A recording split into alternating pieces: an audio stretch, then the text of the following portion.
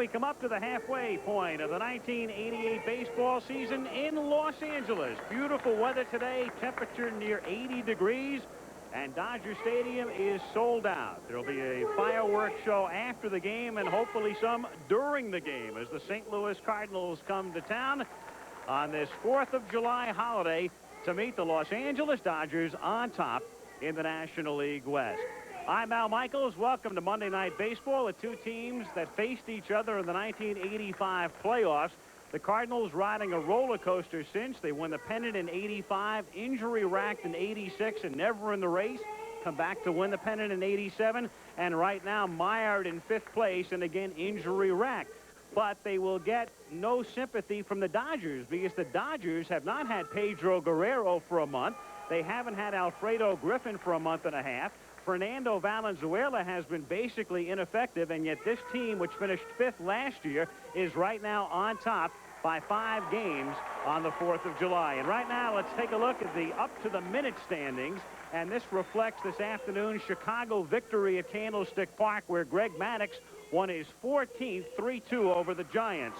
The Mets lead Chicago and Pittsburgh by 7.5, and there are the Cardinals, 4 games under 500, 13.5 behind. In the West, the Dodgers now lead the Giants, who lost today by 5. Houston plays tonight 5.5 back, and the Reds are 4th, trailing by 9. As far as the Dodgers are concerned, let me turn to Tim McCarver and talk about this team, which finished 16 games under 500 2 years ago, 16 under last year, and now all of a sudden they've turned it around and in a hurry. How? Well, everybody's got to have a plan, Al. Everybody talks about the best laid plans of mice and men.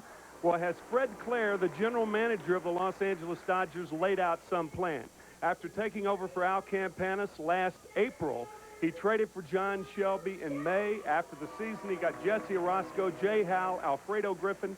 They signed Mike Davis, and the key, in February, they got Kirk Gibson as a free agent after he left the Detroit Tigers, and he has been the catalyst for this ball club.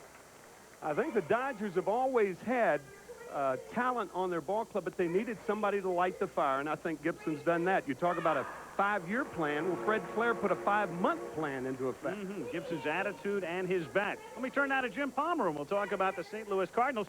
Whitey Herzog has always worked magic, and despite all of their injuries, until about 3 weeks ago, it appeared they were poised to make a run. But now, all of a sudden, disaster. Well, you're certainly right. And you talked about the injuries, and primarily the injuries were to the pitching staff. McGrain on the disabled list. Cox, arthroscopic surgery. He's back.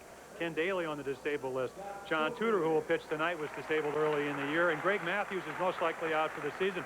But really, this was a season comprised of 3 different seasons for the Cardinals. They played 80 ball games. And if you look at this graphic, you will see 5-13, only scoring 3.1 runs a game. Then in the next 40 ball games, 27-13 when they get their offensive going. And look over the last 22 games. Back to 3 runs a game, and they're struggling. I think even in Hollywood, some glittering numbers are John Tudor's. He is 4-2. He is in his 13 starts only given up 2 runs or less 12 times, and yet he's only 4-2. So they struggle when they don't score runs. And it's a great time of day for Tudor to pitch. He'll be going to the mound with a 5:10 Pacific time start. John Tudor on the mound for St. Louis, and just up from Albuquerque in the Pacific Coast League, the former Oakland A, Bill Kruger, works for L.A. ABC's Monday Night Baseball is brought to you by Stroh's and Stroh Light. Now you're talking good times, and Stroh's is spoken here. By the heartbeat of America, today's Chevrolet. By Kellogg's Frosted Mini Wheats. Whole wheat goodness for the adult in you, delicious taste for the kid in you. And by Pert Plus, shampoo plus complete conditioner in one, so you just wash and go.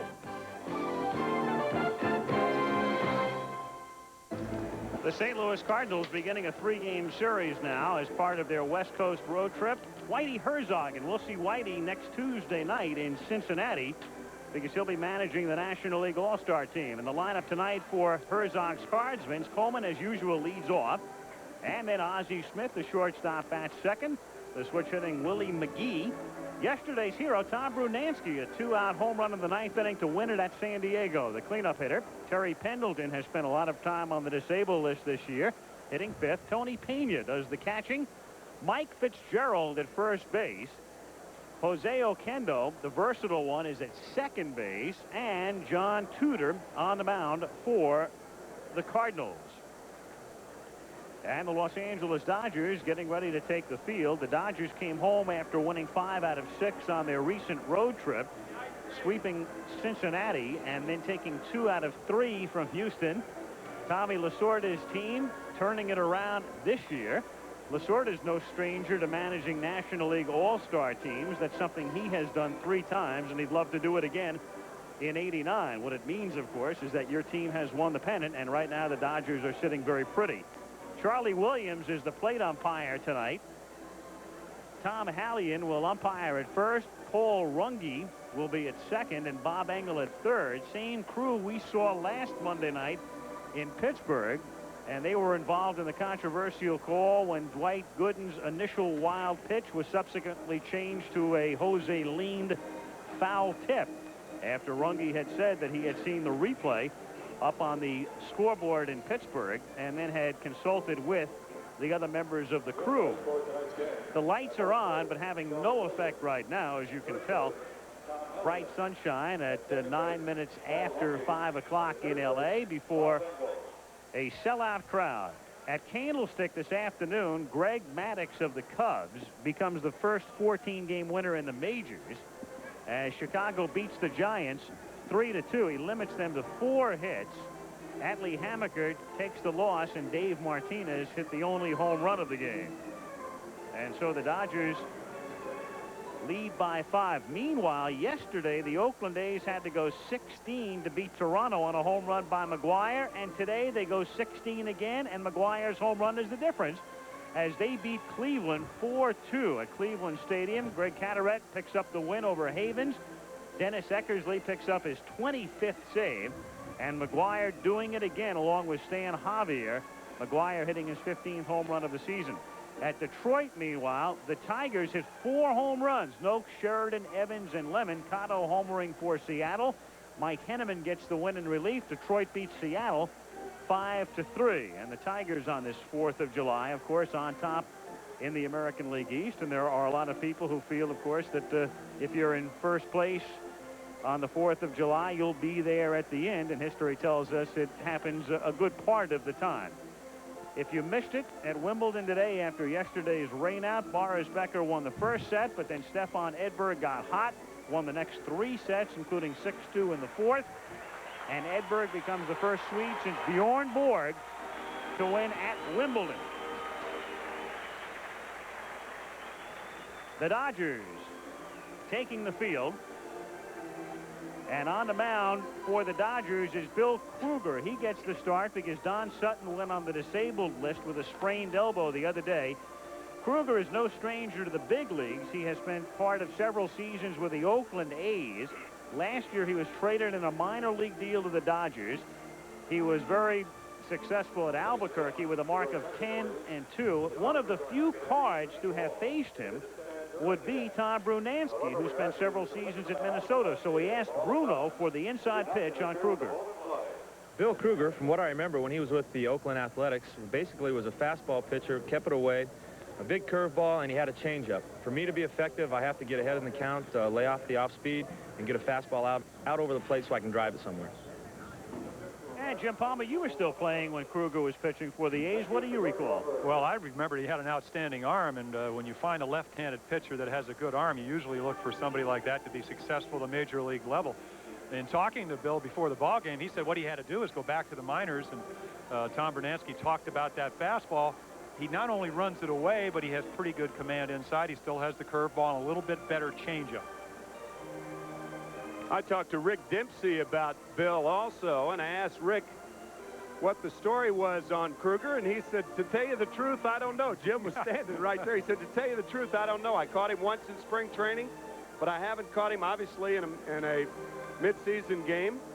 And so he said, I'll be trying to feel my way along, and I can understand that. You know, you're not really familiar with Kruger or with a certain pitcher, and you see what he's got early and work from there.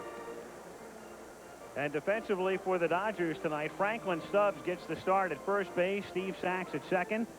Griffin still disabled, so Dave Anderson has done a great job at short, and Jeff Hamilton is the third baseman, with Kirk Gibson in left, John Shelby in center, and Mike Marshall, who within the past month moved from first base out to right field again. Mike Davis going to the bench.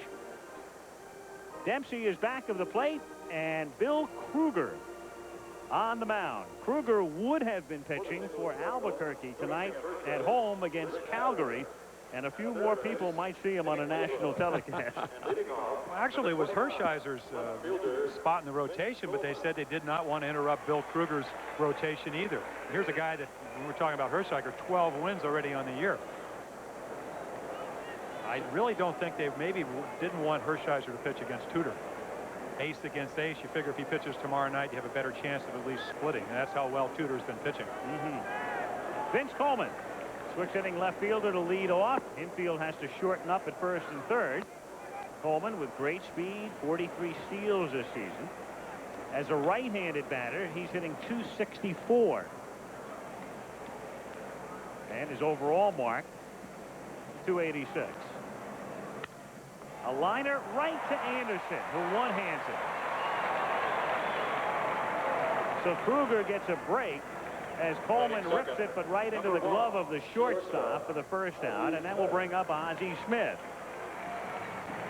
And Kruger talked about the fact that you cannot walk a Vince Coleman because of his base running ability, and then you get behind, you throw him not a really good pitch, and he lines it right at somebody. You do have to consider yourself lucky. Ozzie Smith, with the infield still shortened up, takes up high, ball one. There are Smith's overall numbers, and as a right-handed batter, he's hitting .261.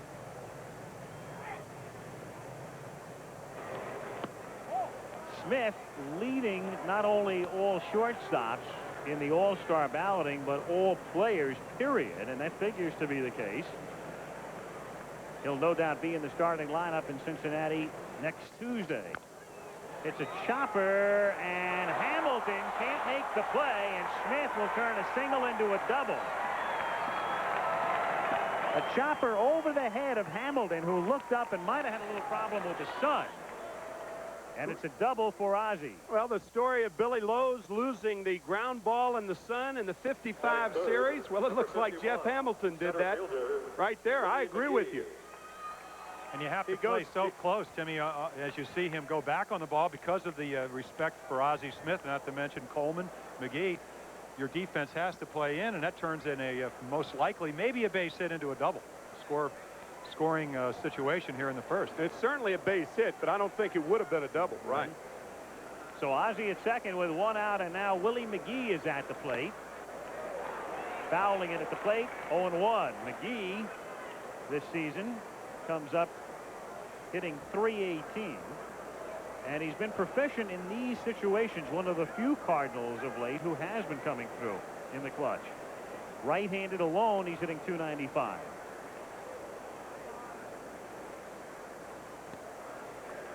Dodgers and Cardinals at Dodger Stadium. No score. Top of the first. Ozzie Smith at second. And the 0-1 to McGee is hit foul outside first, and it's 0-2 with Brunansky to follow. The Cardinals bereft of some power. Keep in mind, of course, they did sign Bob Horner. They expected Horner to help fill the void left when Jack Clark became a free agent and signed with the Yankees, but Whitey Herzog has watched Horner hit only 3 home runs in the first 2 months of the season, partially because of a shoulder problem, which eventually required arthroscopic surgery, and he's out.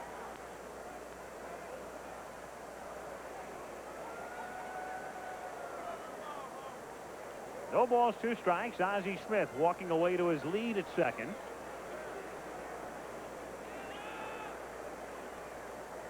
Sachs moving over toward the middle to try to keep him close. And Sachs ducks in at second base as Kruger steps off.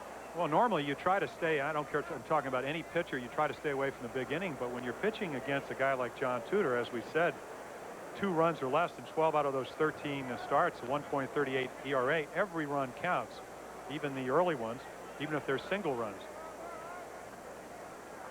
And the 0-2 is a half swing foul tip, strike 3, dropped by Dempsey, and he throws him out at first base. I think what you said earlier, if you look at this time of the year, at night, it's real hard to see, and you see the big curveball.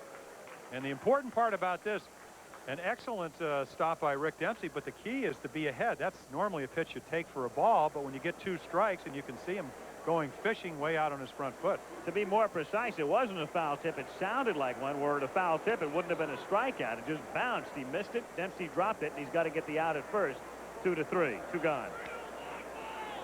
What makes that curveball so effective? Kruger is 6'5", so he is throwing it from almost 8 feet. And then you add another 12 inches or whatever the height of this mound is. It's supposed to only be 10 inches, but it looks a lot higher than that. At least it always has. We talked about that, what, last year? At length. Brunansky takes outside. That's right, and that provoked a phone call from then National League President Chubb Feeney, a collect call to our booth. That was a good line. Tim McCarver said if he called, we know it was collect. Right. But I understand Bart Giamatti does have his own credit card. 1-0 pitch. Missing, ball 2. Tom Brunansky coming over in that deal that sent Tommy Hurd to the Minnesota Twins. And it's turned out to be a good deal for St. Louis. Brunansky has done the job. Hurd at the moment is on the disabled list and in the final year of his contract at Minneapolis.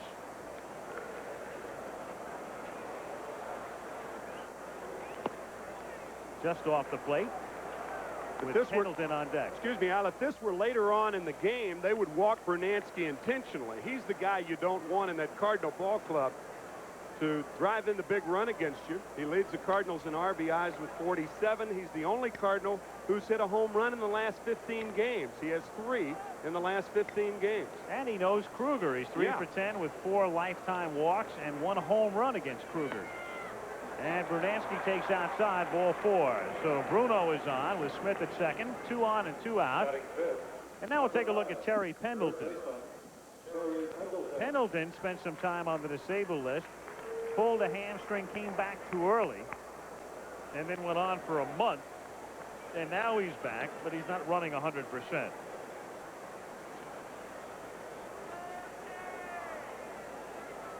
And Terry under 200 since coming off the disabled list. Pendleton, the only Cardinal switch hitter higher from the right side than the left, just barely at 271 from here. 1-0 the count.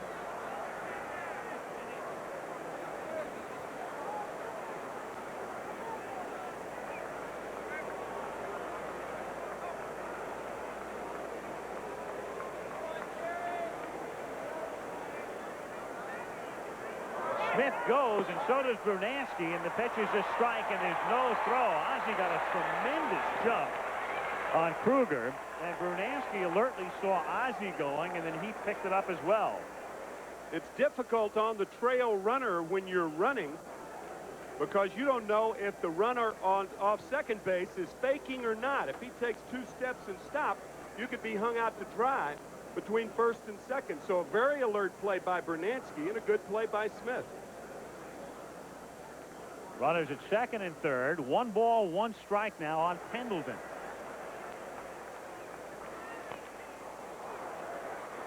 One and 2. Whitey Herzog, who took this team to a world title in '82, to a pennant in '85, and to a pennant in '87.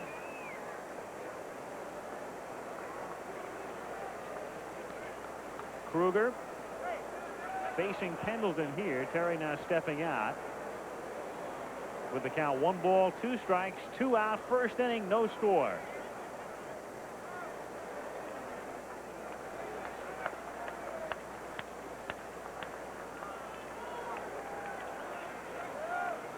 There's Smith to his lead at third with Nick Leyva, the coach, behind him. First base open, and you can afford to be very careful with Pendleton here. He's ahead on the count, of course, with Smith at third, Brunansky at second. On deck is Pena. As Dempsey sets up outside, and the pitch is just off the plate. 2-2.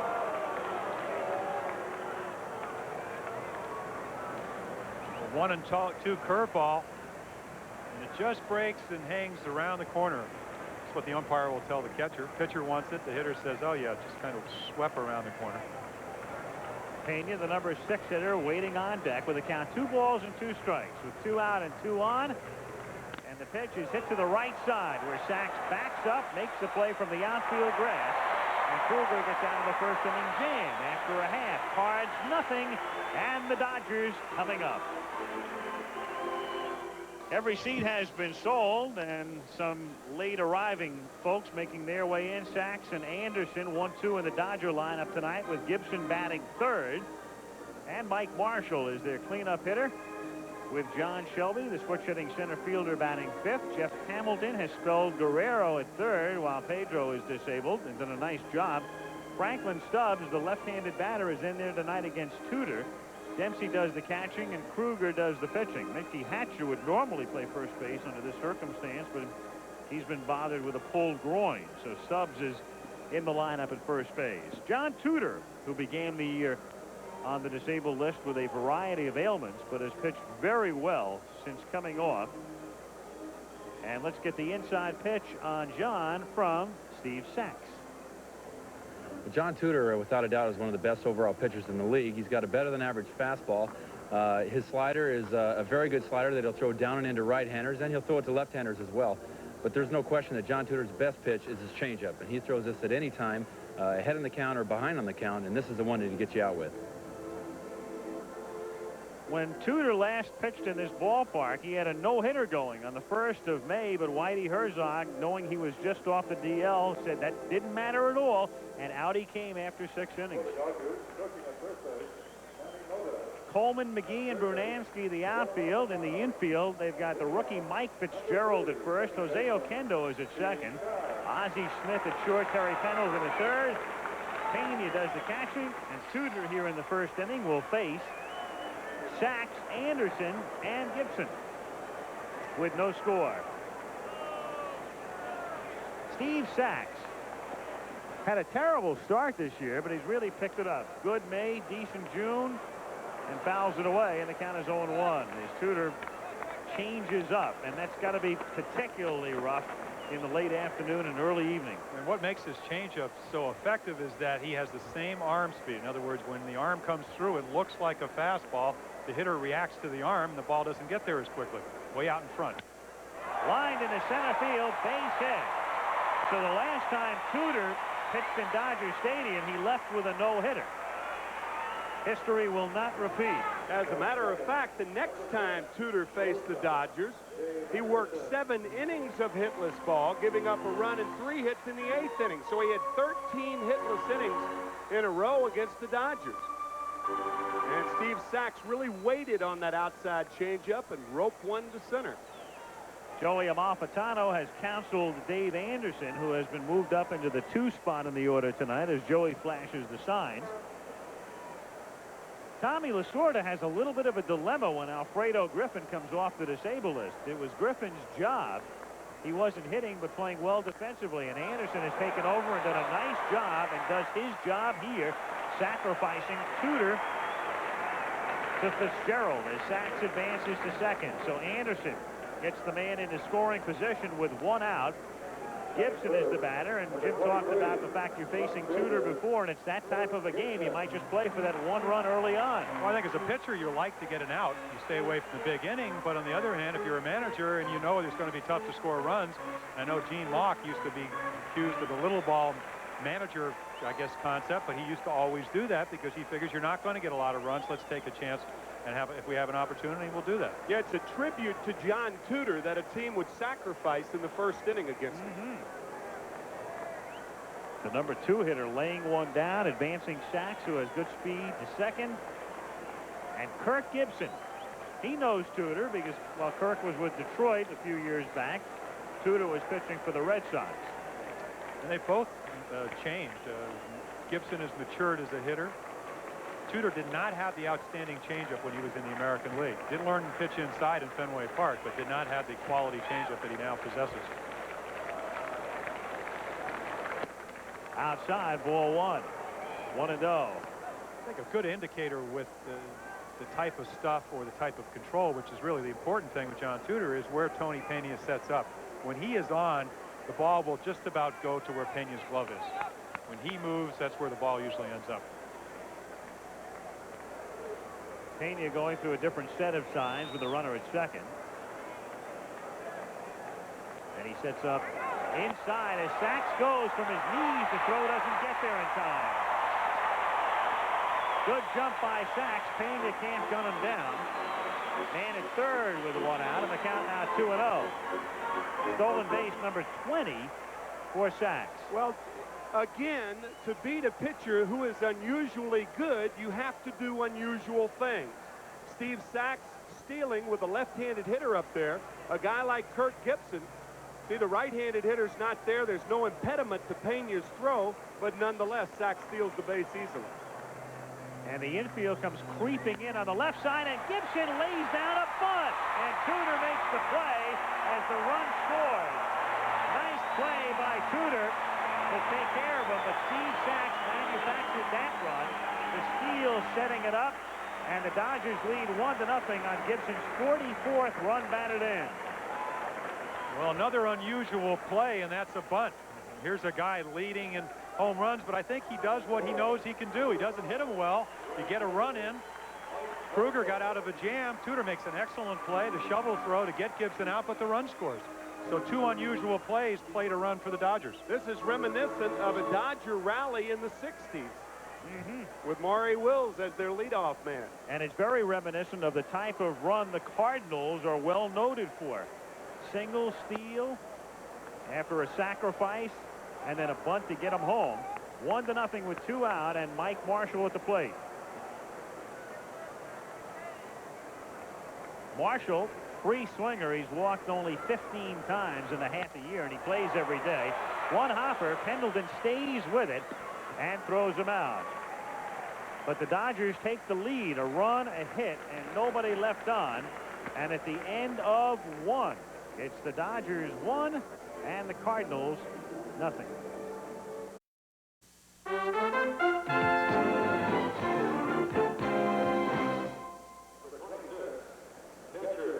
Boy, do those kids have a night in store for them. Not only a ball game, but the fireworks to follow at Dodger Stadium. 3 amongst the more than 50,000 who are here tonight. And we're glad that you're celebrating part of your holiday with us on Monday Night Baseball. Or Monday late afternoon baseball, as the case may be out here on the coast. Second inning, 1-0 Dodgers. Pena to lead off. And he takes a strike. Pena, then Fitzgerald, and Oquendo, the 6, 7, and 8 hitters against Kruger, who's been given a 1-0 lead as he comes back from the minors. Tony takes a strike, and the count is 0-2.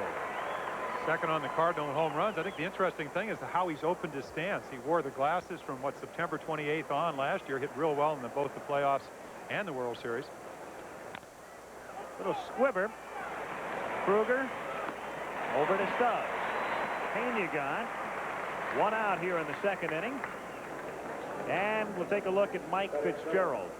He is not to be confused with Mike Fitzgerald, who plays with the Montreal Expos and was just recalled from the minors, though there are a lot of similarities. This Fitzgerald, playing first base tonight, began as a catcher. The other Mike is a catcher. And this Mike is up here because of all of the injuries the Cardinals have had, especially at first base. They've lost Bob Horner. Of course, you go back before that. You lose Jack Clark to free agency. You get Horner and you lose him. Jim Lindemann on the disabled list with a bad back as well.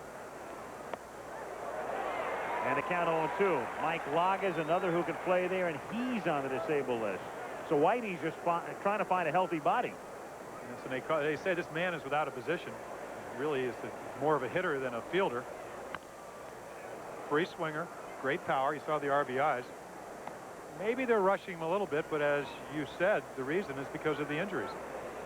I mean, he wasn't burning up AAA when they called him up, but they needed somebody. They needed somebody to come in and maybe hit one out occasionally and fill the void at first base.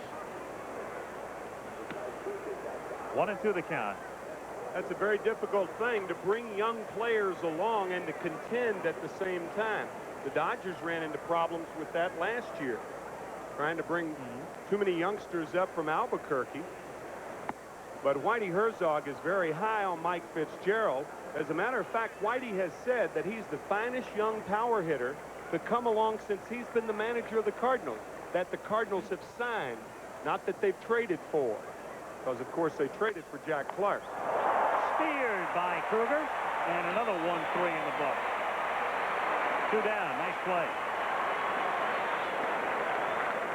Well, that's that fastball Tom Bernansky talked about in the inside pitch. It just runs down and away, and if you try to pull it, the result is usually a ball back up the middle.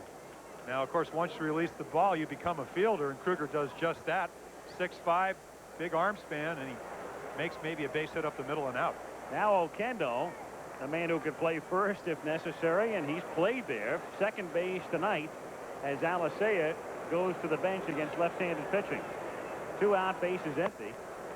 Up and in. It's interesting at first base where the Cardinals have all of these problems. For years, when you think about first base in St. Louis, you think of one guy, Stan Musial. Or as Alan Malin would put it in the Herald here today, in today's society, would he have been known as Stan the Person Musial?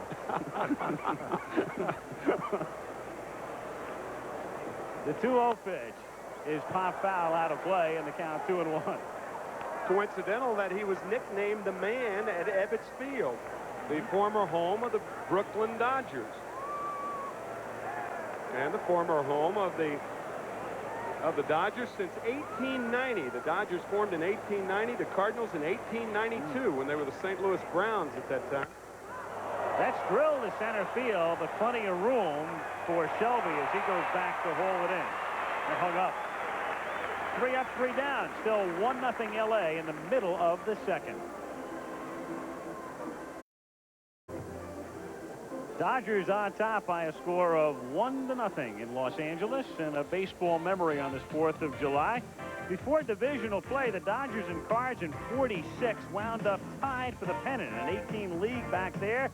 So they went to a 2 out of 3 playoff situation, won by the Cardinals, led by, among others, Enos Slaughter, highlighted in that clip right there. And take a look at this. These two teams have been meeting since 1900. There have been 1,699 games played to a decision, plus 13 tie games. And if the Cardinals win tonight, they'll be dead even. If the Cardinals win tonight, tomorrow night will be the rubber game. Right, of the 1,700 one-game series. Here is Shelby.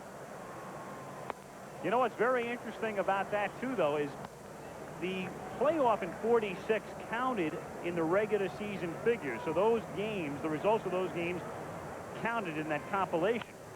Popped up, and Fitzgerald is there coming through the coach's box, and he'll make the catch with Hamilton coming up. But since they went to divisional play, the playoff games as we know them now don't count. And the Cardinals, of course, in '85 beat the Dodgers 4-2. So in reality, if you add those in, the Cardinals would lead by a half a game or a game. Jack Clark's home run here off Tom Niedenfuhr. And of course, what people also remember very well is Ozzie Smith's home run in the game before, in Game 5, to win it at St. Louis off Tom. He's hit one since. That was early this season. And none before. Left-handed, yeah. Hamilton takes low, ball 1. Tudor working on Hamilton. The Dodgers, and we talked about the situation with Griffin before, with Anderson playing so well, Lasorda's going to have to decide what he'll do at shortstop. And there is Tommy. He's pretty much decided when Guerrero comes back. Pedro had been playing third. Guerrero will be moved to first base, and Hamilton will stay in at third. He's done a very decent job. Well, especially with the glove. 3 home runs, and he hit almost 270 as a regular playing third base. Curling foul and out of play. 1-1. Of course, like so many of the Dodgers, they come up through Albuquerque. The numbers seem, because of the PCL, the light air down in Albuquerque, the high altitude, the numbers are always inflated. We took a Orel Hershiser, 12-game winner, who we thought would be pitching tonight, but will pitch tomorrow night, and then Sunday, no doubt, be named to the All-Star team. That's grounded toward the middle and fielded by Smith near the bag. That takes care of Hamilton. And quickly 2 down with the bases empty in the second inning. And we'll take a look at Franklin Stubbs. On the subject of the All-Star game, there's no baseball next Monday, of course. But we'll be with you Tuesday. Riverfront Stadium in Cincinnati. The last time the game was played there, 1970. Pete Rose and that jarring collision with Ray Fosse at the plate to give the National League a 12-inning win. It all begins at 8 Eastern, 5 Pacific time next Tuesday from Riverfront Stadium in Cincinnati. Franklin Stubbs, who sees very few left-handers, and we mentioned before because of the injury to Mickey Hatcher, who would normally be at first base tonight, he can't go, so Stubbs gets the start. Franklin yesterday came out of the game against Chicago in a situation where Don Zimmer went to the bullpen and brought Pat Perry in. There's Dempsey on deck. And Lasorda sent Mike Sharperson up to face Perry, and he wound up striking out. Shallow left field. Coleman in and makes the catch. 3 up and 3 down. We'll go to the third. Los Angeles 1, St. Louis nothing. This is Corey McFerrin in New York. The Reds and Mets, Shea Stadium. This is minutes ago. Bottom of the third inning. Kevin McReynolds at the plate. Little pop to center field. Now watch Eric Davis coming in. A collision coming up right there with Jeff Treadway. Davis does not get up on his own. Injures his leg. Carried off the field. Don't yet know the extent of the injury. Reds, though, lead 2-0 now in the top of the fourth. Back to Al.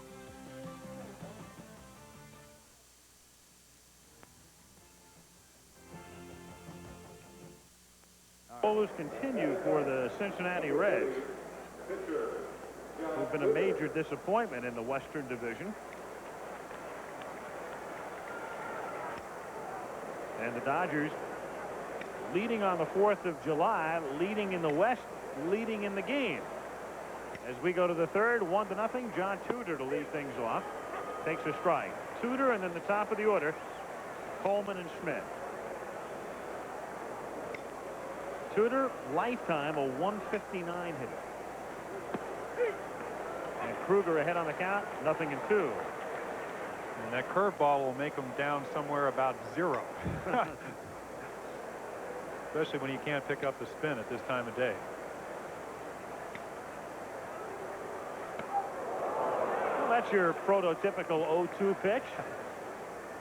Well, you watch Rick Dempsey move inside before the pitch. 0-2, you want to throw the ball inside, and it just gets away.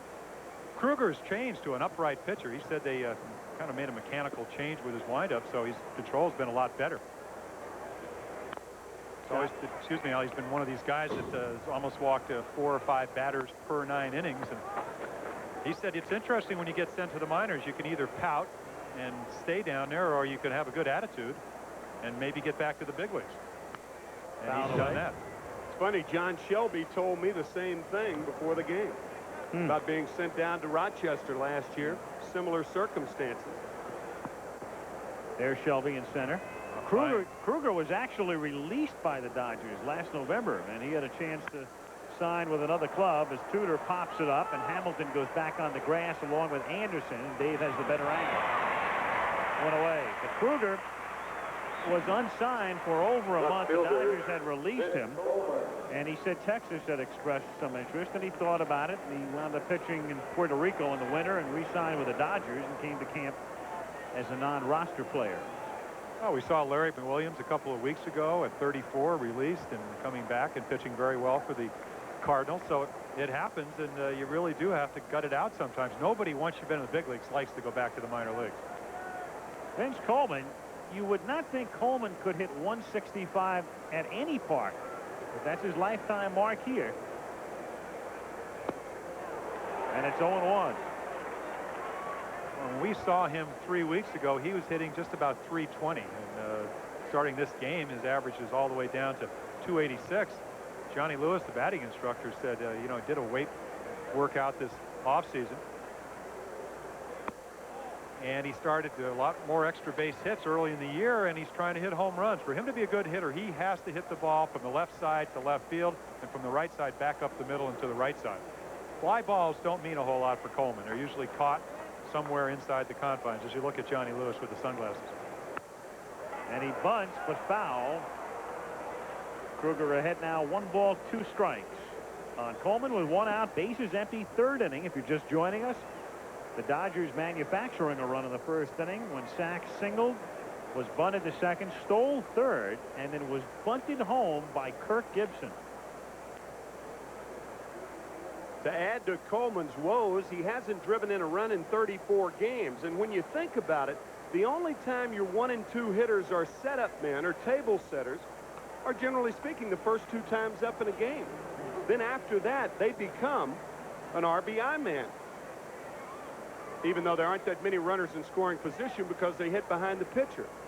But everybody talks about table setters. They are indeed table setters in the 1st inning. But later on in the game, they take on the characteristics of any other spot in the batting order.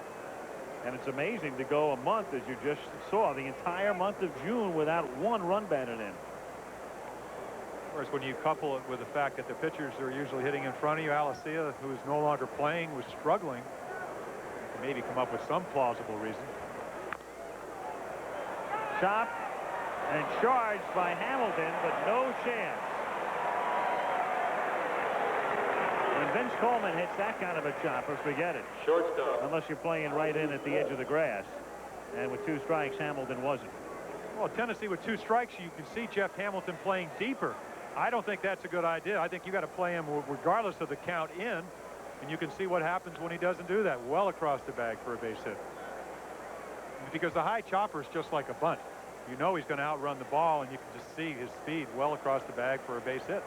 Now he can steal. He can do pretty much what he wants to do. He has stolen 43 bases this season, and he's been caught 13 times. And right now he trails Gerald Young by 1. Young of the Astros, and he's in action tonight against Montreal at home. 2 hits for the Cardinals, both choppers. Ozzie Smith, that chopped double over Hamilton's head in the 1st inning. And now Vince Coleman's infield single. Kruger at 6'5" has a slow delivery, but he said he has worked on 2 things. The slide step, which is really just about aborting the leg kick and going right to home. We saw that right there. And that's something just about every pitcher. This new balk rule, you can't cheat like you used to. You can't really quick pitch a hitter anymore. So what you do is you just do not pick up your opposite leg. You slide it towards home plate. And his other move is basically he will bring his right leg up, stop it, and hold the runner. And hopefully the runner will either go back to first, or he can throw home, or to first base. See it right there. Him leaning, but don't get him. He was going the other way, but Coleman reflexively able to change direction and just beats the throw getting back. Well, he has not seen Bill Kruger, so he's at a disadvantage. Now here he brings his leg just halfway, not behind the rubber. If he goes behind the pitcher rubber, he has to go home plate. That time he didn't. He goes to first and almost picks off Coleman. You see him leaning towards second base. Again, when you are as good a base runner as Coleman, you don't need quite as big a lead. It makes it a little bit easier to get back.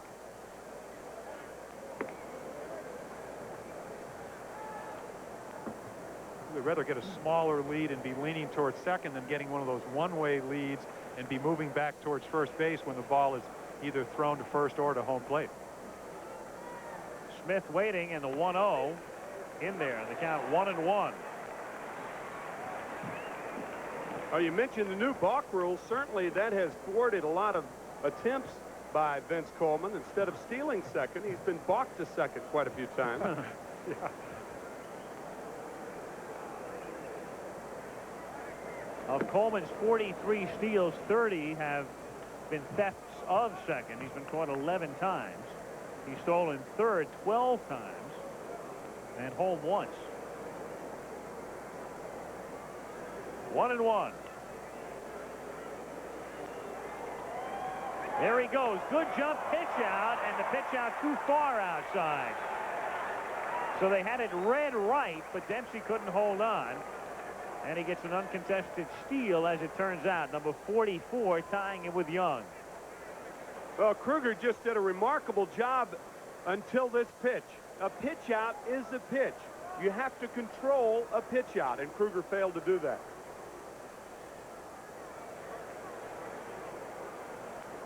standing up. No contest. So Coleman at second base. 1 out, 1-0 Dodgers, third inning. And the 2-1 pitch coming to Ozzie Smith. Coleman on his way to third. Smith takes a strike. Throw not in time. It's the 13th time he has stolen third. And assuming Gerald Young has not stolen a base in Houston's game with Montreal to this point, that would give Coleman the league lead.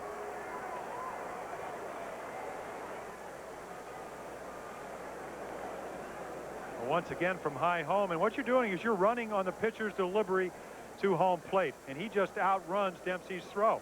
Rick gets off a strong throw, but he beats it easily. What you're counting on is he takes a long time to get the ball to home plate, and he did. Now the infield, with the exception of Hamilton, plays back, and the pitcher's inside for ball 3. 3-2. There's Hamilton even with a bag, but they'll give up a run on the grounder to short or second or to first, with Stubbs backing up. And Anderson and Sachs playing deep. 3-2 is lined to right for a base hit to tie the game.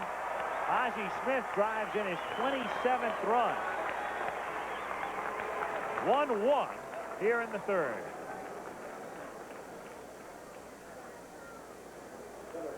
How many hitters take up to 2 strikes? Ozzie Smith not swinging the bat until 2 strikes. And it's reminiscent, once again, of Junior Gilliam when Maury Wills was running here back in the middle 60s. Ozzie on the curveball slaps it to right field on the 3-2 pitch. But he did allow Coleman a chance to steal second and third in the process. And now Smith in a scenario which could be similar because Ozzie has great speed with 25 steals. He's been caught 5 times. He's at first. 1 out, a 1-1 tie in the third inning.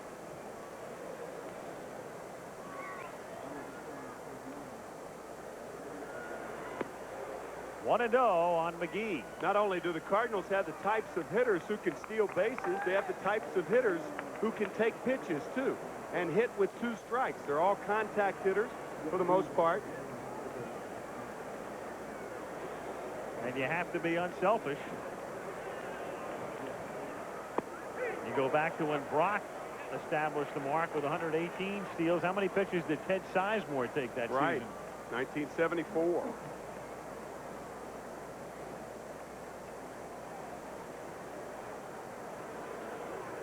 Smith to his lead at first base. Held on by Stubbs as Kruger backs off.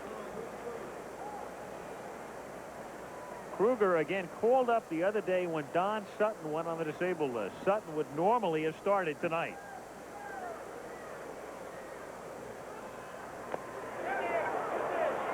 He commits, and it's a strike, and the count is 1-2. Willie has dropped his bat on 2 swings. He was called out on a check swing his first time up, and that's the second time that he has dropped his bat. It's almost if he wanted the umpire to think he didn't swing at it. It was. Yeah. It was. Did not fool him. 1-2 the count.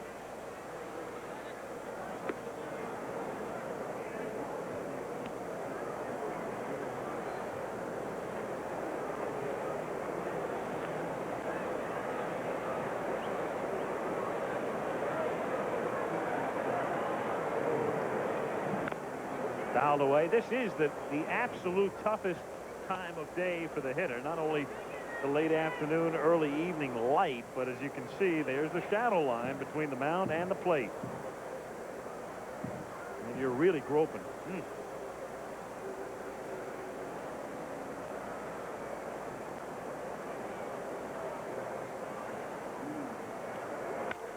And he hits it right back through the middle for a base hit. Smith takes the turn at second and holds there. So twilight or not, singles by Coleman, Smith, and McGee.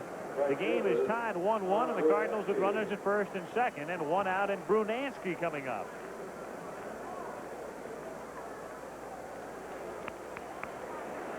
As we look at the shadows, Kruger with the delivery, and McGee has got his average up to just about 320, and this is how he's done it. Only 1 home run this year, but he drives the ball left center, right center, this time right up the middle, and that's what he has to do.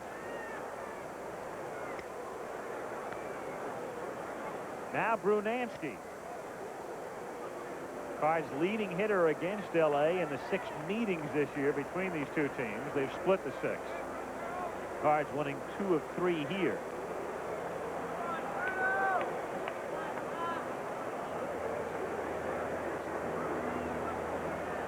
Boy, the wrong runners getting on base certainly changes a pitcher's deliberate style.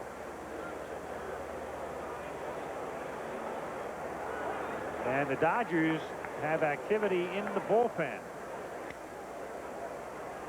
And when you're pitching and you look at a runner, especially a guy like Smith that's already stolen 26 bases, you see that he's got a bigger lead at second than he had at first. Not that it's easier to steal third than it is second, but it appears that way when you're on the mound. Runners go. The pitch is inside. Dempsey's throw not nearly in time, and a double steal.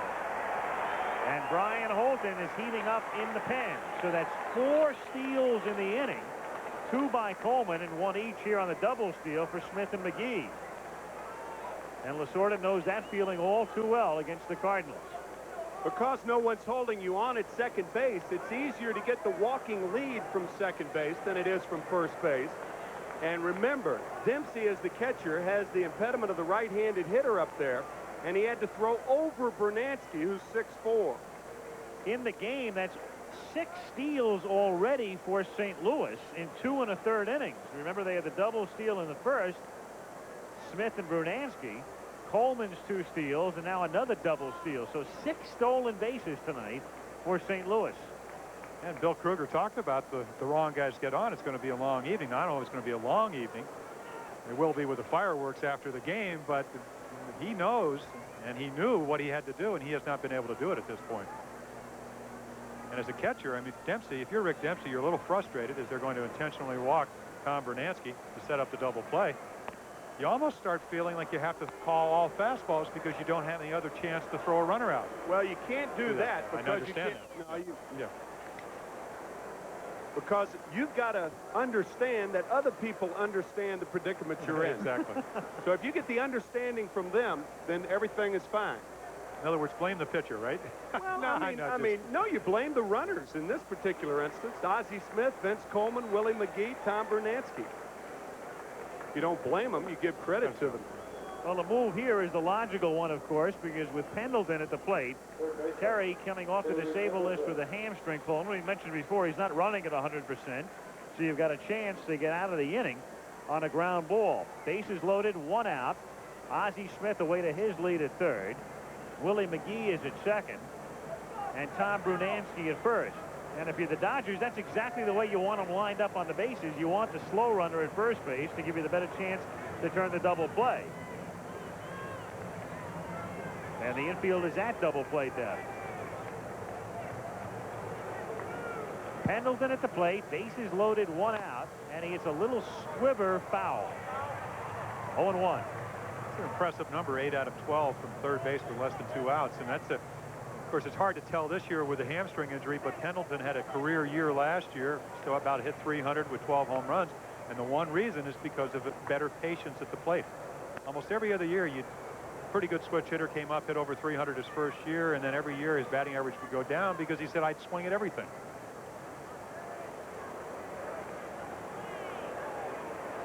In this situation, you have to try to get a good pitch that you could either hit a fly ball on or some pitch you can drive. You don't want to swing at a pitcher's pitch. Ooh, and down he goes, and it sounded as if it hit the helmet. Terry Pendleton goes down, and it sounded as if it hit plastic, but he's holding his hand, and so Pendleton, who has spent half of the year already on the disabled list, gets hit again to force in a run the very hard way. As Ozzie Smith touches home plate to put the Cardinals on top, but the concern right now is Pendleton. And Gene Gieselman, the Cardinal trainer, is out there to check him. You're just looking for the ball, and then the guy throws it over 90 miles per hour. You can't see, you can't pick up the spin. You want to make contact, stay out of the double play, and it's almost at your head. Lucky to get out of the way. You know, Jim, Terry's Terry's not diving into that ball or anything like that. The ball appeared to hit him on the left wrist.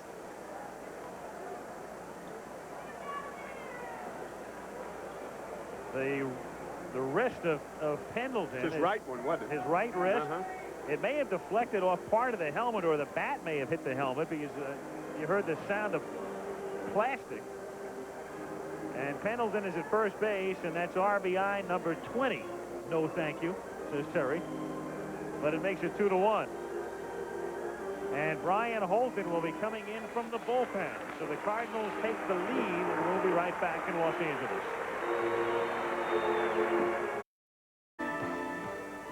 Cards now lead at 2-1. We're going to show you what or let you hear what our field mic picked up as Terry Pendleton gets hit by this pitch.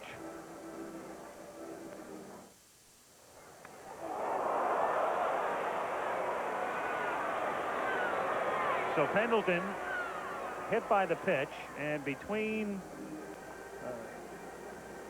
the period in which we left you and now, there was Pendleton on tape and now live squeezing that baseball, trying to keep the feeling in the hand, along with Coach Rich Hacker at first base. So Terry stays in the game.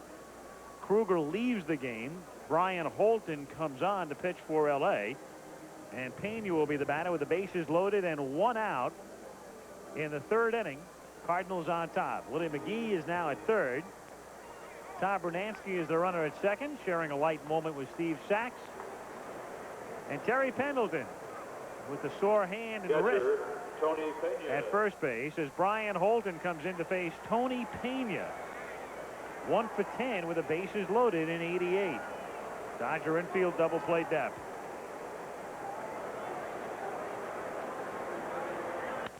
And that's line to center field. In comes Shelby to make the catch. McGee tags. The throw comes through, not in time. Willie standing up as he crosses the plate.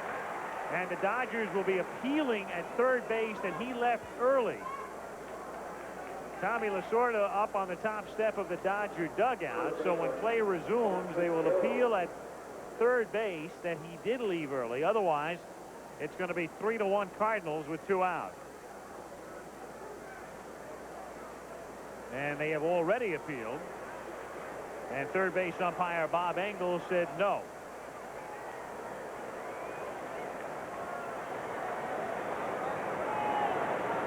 So Fitzgerald at the plate, and he takes a strike on a breaking pitch. That run, of course, is charged to Kruger. The men on base are his responsibility. Pena with a sacrifice fly. 3-1 St. Louis. Good curve. Yes, and that's his best pitch. Sinker, curveball, a little bit of a changeup. Been in 21 games and has done a good job for him. ERA under 2. 3-2 on the year. Done about a lifetime in Albuquerque. Started back in 1978 in Clinton, Iowa. There go the runners, and it's strike 3. Otherwise, it might have been a double steal. As it was, the Cardinals stole 4 in the inning. They have 6 steals in the game and a 3-1 lead at the end of 2.5.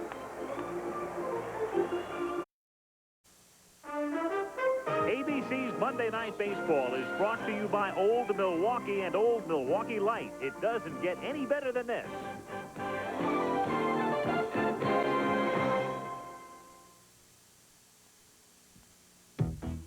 This is Corey McFerrin in New York. The Cubs-Giants this afternoon, 9th inning, and Chicago goes ahead 3-2. Manny Trios base hit. Sean Dunston scores. That's the winning hit. Greg Maddux all the way. His 14th victory and 8th consecutive win. This kid's amazing. Now 14-3.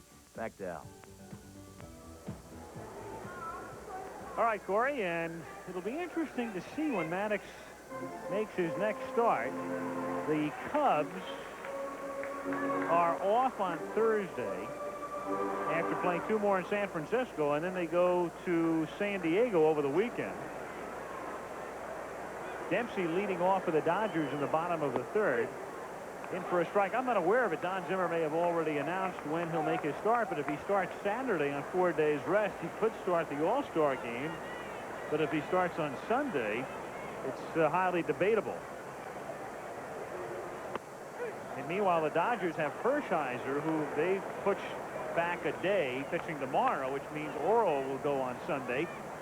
And he'd be unlikely in that circumstance to pitch at least in a starting role in Cincinnati. Well, I talked to him about that. He said he would have no problem no pitching in relief. Now, maybe the Dodgers want that. Dempsey lays off, and the count 1 ball and 2 strikes. Dwight Gooden is 11-4, and he'll pitch Friday against Houston, which would make him available also as a starter for the All-Star game. Well, Fernando there in the sunglasses, and he doesn't have to worry about that this year as Dempsey goes down on strikes. There is Valenzuela. Fernando got knocked out in the first inning at Cincinnati 2 starts ago. Did not pitch very well the other night. Had one real bad inning against the Cubs, and that cost him Friday night's game. And there's no real discernible reason. A lot of speculation, but nobody really knows as Holton takes outside, ball 1, 1-0. Well, discernible or not, when you lose 5 miles per hour on the radar gun, which is apparently what's happened, and the fact that in 7.5 years he's pitched almost 2,000 innings for the Dodgers. A lot of innings, and his control is not what it is, nor is his velocity. Now, they say it's mechanical. Nothing wrong with his arm.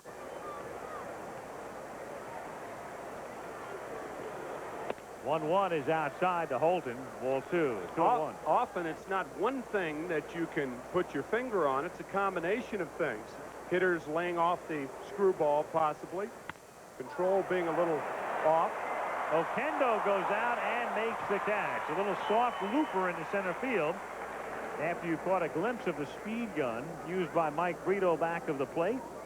A little looper by Holton, and sacks the batter. I think it's interesting, though, when you point out a pitcher like, as you take another look at Oquendo, who can play everywhere tonight at second base. Looking into the sun, nice play. Jack Morris, 7-9, I think, on this year. Sparky said he's carried us for 9 years. Maybe we'll have to carry him this year. It's nice to see somebody that recognizes how much Jack Morris has done for the Tigers and how much Fernando Valenzuela has done for the Dodgers. Outside, when you're paying a guy $2 million, too, you got to try to help him work his way out of the rut. Got that right. Yeah. And in the back of both Tommy Lasorda and Sparky Anderson's mind, they hope that they'll be better pitchers the second half of the season. Fouled back in the count 1-1. However, I don't think the Dodgers could ever pay Fernando enough. Really, when you think of what he's done for this franchise since the early 80s. The thing about Valenzuela, he's not known as Valenzuela around here. They never say Valenzuela.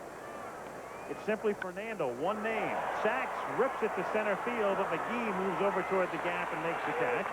And Tudor has now set down 9 straight. At the end of 3, 3-1 St. Louis. Yankees and Rangers underway in Texas. The Yanks wasting no time. Top of the first 2 on for Don Mattingly. Not fooled at all by the Charlie Huff knuckler to the seats and right. His 6th home run. Suddenly 3-0 Yankees as they try to remain 2.5 behind the Tigers, who already beat the Mariners today. Back to Al. All right, Corey, and back here in Los Angeles, we're moving on to the 4th inning before a sellout crowd. More than 50,000 at Dodger Stadium as they anticipate the postgame fireworks and look on right now anticipating a Dodger comeback. Cardinals on top, 3-1. As we start the 4th inning, Oquendo fouls one off. Oquendo, Tudor, and Coleman. Cardinals, we mentioned, with 6 steals in the game. The record, the major league record post-1900, would be 15 steals. The Yankees against the St. Louis Browns in a game in 1911.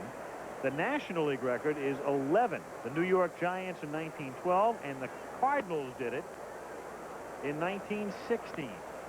And it's interesting because had that 0-2 pitch to Fitzgerald been a ball, they might have had a double steal, and they would have had 8 by now. Instead, a paltry 6 through 3. Jose Oquendo, 25 years old today. He's the birthday boy. And he lines one to center field, and it's a base hit. Signed when he was 15. Played 4 years in the minors before he came up with the Mets. He was 19 years old when he came up. Can you imagine that? Your 25th birthday, and here you are 10 years in in professional ball. And he's worried about remaining a utility player. He said early on, hey, if you're a utility player at 25, they think you're old. Update. Cubs beat the Giants. Reds lead the Mets despite losing Eric Davis in the 6th inning. Atlanta over Philadelphia in the 6th. Montreal has the early lead at Houston. And Pittsburgh at San Diego scoreless. Well, he's going to make a lot of money as a utility player now that he can pitch. I like his deceiving windup. He's 0-1 this year. Oh, but he got some bad breaks. And he's a long man, too. Yeah. He can stay in there for a while. Pitched 4 innings in that game against Atlanta. Took the loss. First time since Rocky Colavito had a decision as a non-pitcher back in 1968. Dan Gladden pitched the other night. He said the umpire wouldn't give him the outside corner, his bread and butter pitch. Some great lines when you do get some other guys. I mean, because if you go out to a ballpark and you watch the game before, everybody's throwing their curveballs and their knuckleballs when they're warming up for infield practice. And then they put them under the gun. Tudor bunts foul. The count 1 ball and 1 strike. That is interesting because I remember Elrod Hendricks up in Toronto when I played for the Orioles. When he got in there, we had gone through the entire staff. It was 24-10. So you usually don't see what you see when you see one of your irregular pitchers in there. I saw Kingman come in, Dave Kingman, to pitch. He was a pitcher in college. He was at USC. But he pitched. He was with the Giants, and he pitched against the Reds. And there were a few guys bailing out along the way. Tudor bunts foul in the air again, and the count 1 ball and 2 strikes. But a lot of guys this year, Cangelosi pitched against the Dodgers. The pressure, I've always felt in that situation, is never on the pitcher. It's always on the hitter, because if he strikes you out, you got to go back and hear the barbs for the next 2 weeks.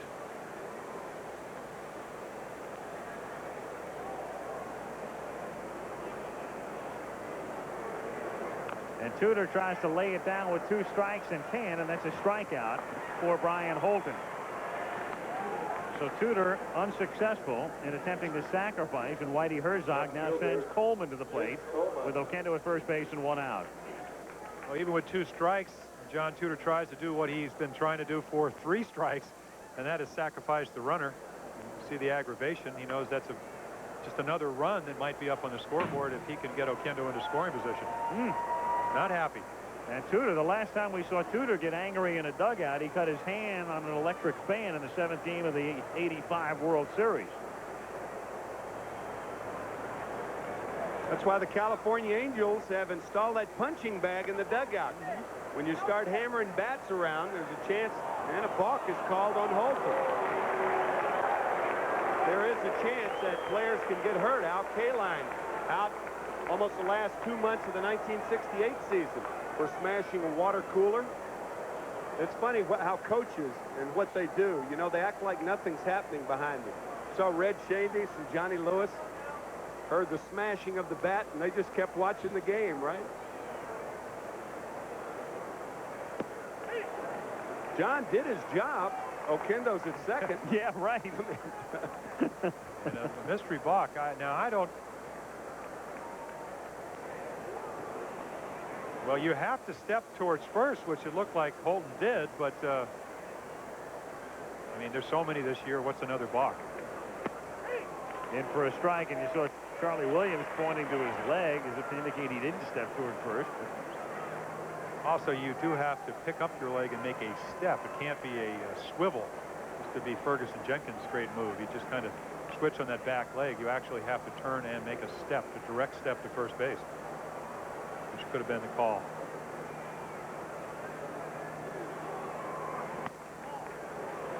One and 2 the count on Coleman. That's interesting, Jim, because you find yourself, if you're a baseball fan, you're yearning for the old balk call. You don't get that anymore. It's always not coming to a stop. You don't get the left-hander throwing to first. Well, there's nice. the old balk call. Terry Lopez, will you marry me? Is the question.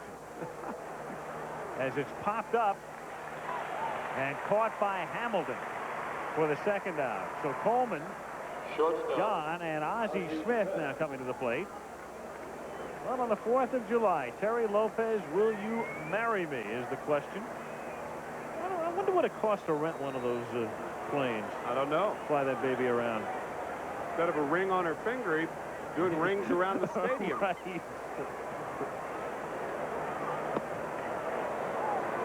1-0 the count. And how does Terry get the word to whomever? Stay tuned.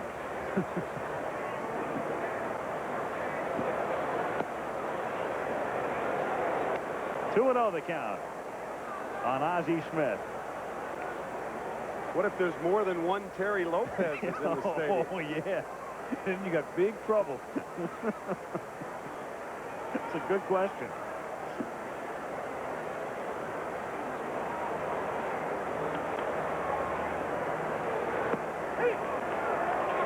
Smith takes a strike, and the count 2-1. And we understand that Terry Lopez is the lady right there in the middle of your screen. There she is. And I assume she has said yes. I assume that's her fiance. Yeah, right. That's a more important assumption. Yeah, I think so. Yeah. How great is that? Oh, That's that some is serious terrific. pressure on Terry, though. Yeah. What else is she going to say? And he's That got is terrific. Yeah. It's great. And that's ball 4. So Smith walks, runners at first and second. I think his shirt said something about satellite TV. You can't keep good technology down. Well, that answer was not scrambled, I'll tell you that. There it is. Came in without the decoder.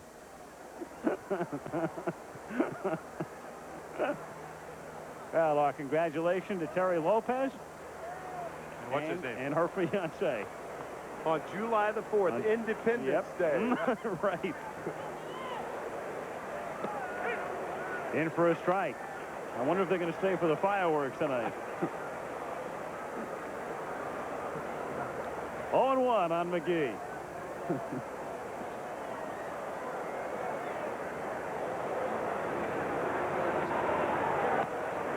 And it's 1-1.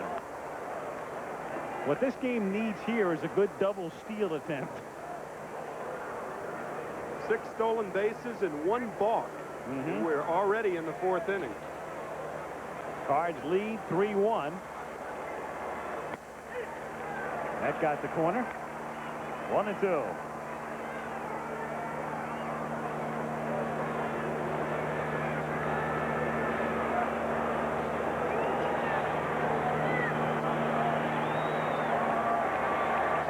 Herzog watches the 1-2 pitch outside. 2-2 on Willie McGee.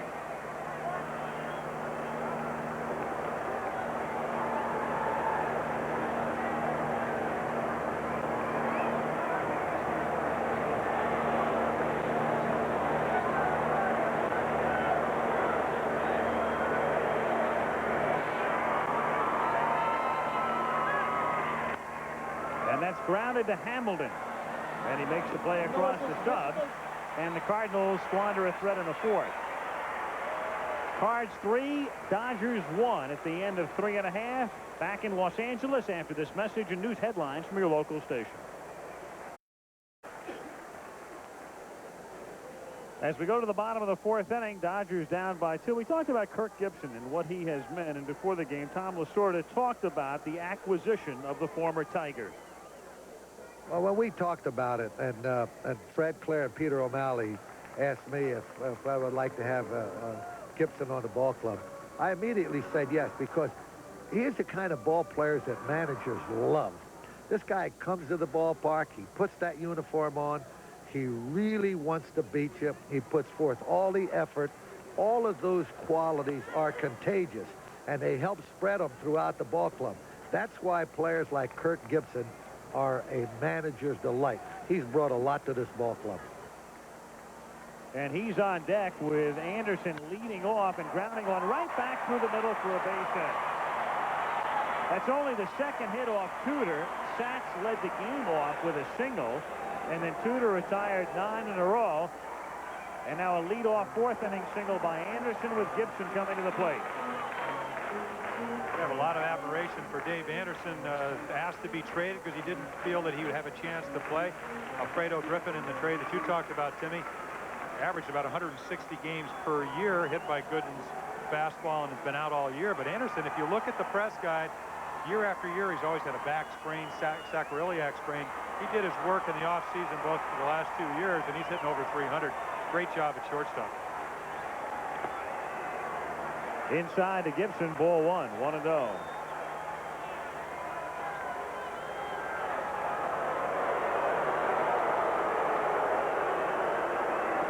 I asked Kirk about his shaving habits before the game. He said national TV, yes, cable, no. Local, definitely not. Mike Downey said he shaves with a chainsaw. There's that rough hewn look.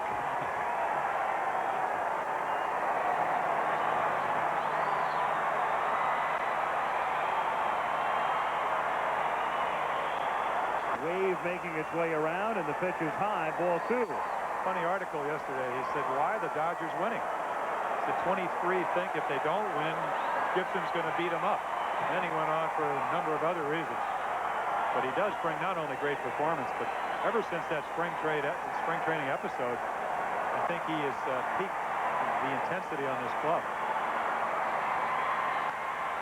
And he gets a high drive to deep right field, and gone.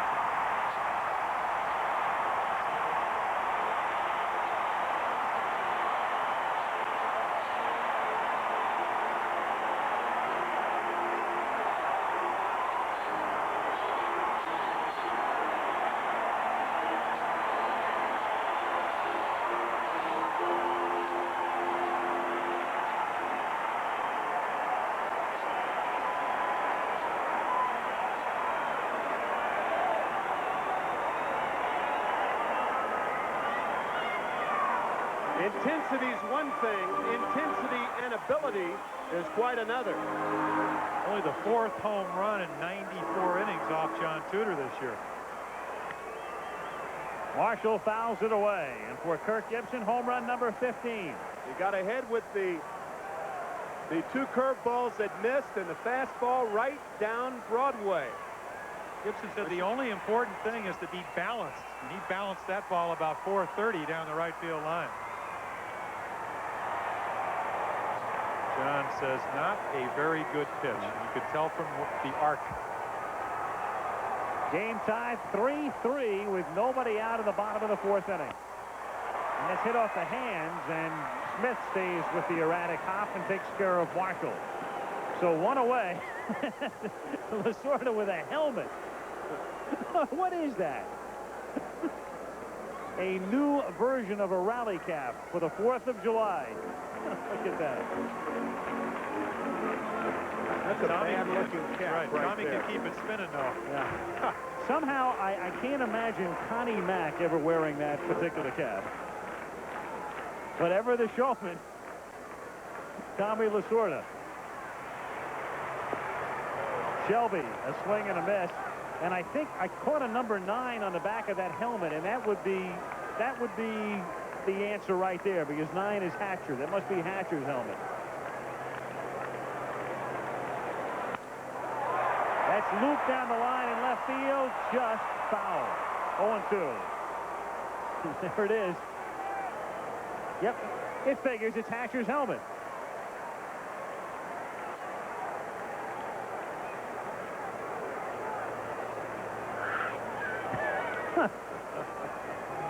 That's on the foul ball.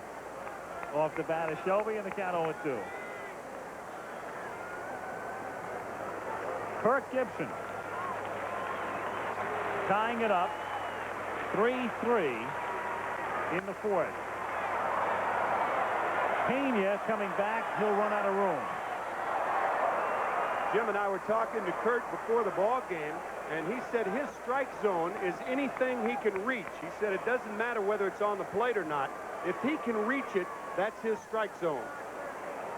And he certainly reached that one. Well, yesterday in comment, he had a bad day, struck out a couple of times, weakly bounced a second. Zimmer went out to talk to Rick Sutcliffe. He said, what do you think he told him? He said, don't throw it anywhere where he can reach it. And he said, because I'm going to swing at it anyway. Half swing. He got fooled on it. Gathered in by Pendleton. 2 gone. Shelby is the second down in the 4th inning with the bases empty. And it will bring up Jeff Hamilton. Well, as good as Tudor has been, he cannot afford to get a lot of balls in the middle of the plate. And as you said, Al, good pitch with a breaking ball, and then almost a belt-high pitch to Gibson on the inside part of the plate. And the big difference between Tudor after arthroscopic surgery is about 4 miles per hour on his fastball. He said he tops out right now about 82, where he used to get up to 86, 87 miles per hour. And he's a better pitcher now than he was then. So much for the radar gun. Half swing by Hamilton, 0-1. You said earlier, Jim, it's all arm motion. And big league hitters, you're not going to continue to just blow the fastball by them. They're going to eventually catch up with it. And the difference between throwing and pitching is what John Tudor used to do and what he does now. He was a thrower when he got to Boston, but Fenway Park will have a way, if you're left-handed, even if you're right-handed, of making you into a better pitcher if it doesn't break you. And it did not break him. He established both sides of the plates and came up with a much better changeup up there. Bobby Ojeda, who you see not having a great year this year, even though he's pitching better than his record indicates. Well, it was 18-5 2 years ago. Fenway definitely made him a better pitcher, and when he went to the Mets, he's kept that record going with him in the National League. Off the end of the bat, and the count remains a ball and 2 strikes on Hamilton. Only 3 walks and about 144 times up this year, so Jeff is an aggressive hitter. Has to learn the pitchers in the National League. 2-2. You get the feeling that the Red Sox ought to sign left-handed pitchers, train them in Fenway, and then trade them to other clubs at a premium. Before they have a mental breakdown, yes. Yeah, right. 2-2, off speed, 1 hopper, corralled by Smith. And that's the end of the 4th, but Gibson's home run has tied it. Cards 3, Dodgers 3 at the end of 4, and we'll be back after this word from your local station.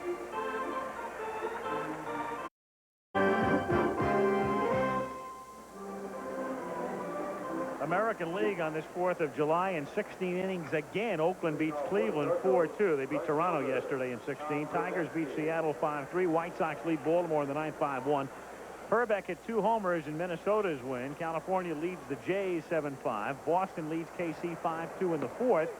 Kansas City, by the way, has released Dan Quisenberry and Gene Garber today. Boston leading 5-2 in the 4th. Here, it's the 5th inning. Holton working on Brunansky in a brand new game thanks to Gibson. A 3-3 tie. 1-1 on Brunansky, who will be followed by Pendleton and Pena.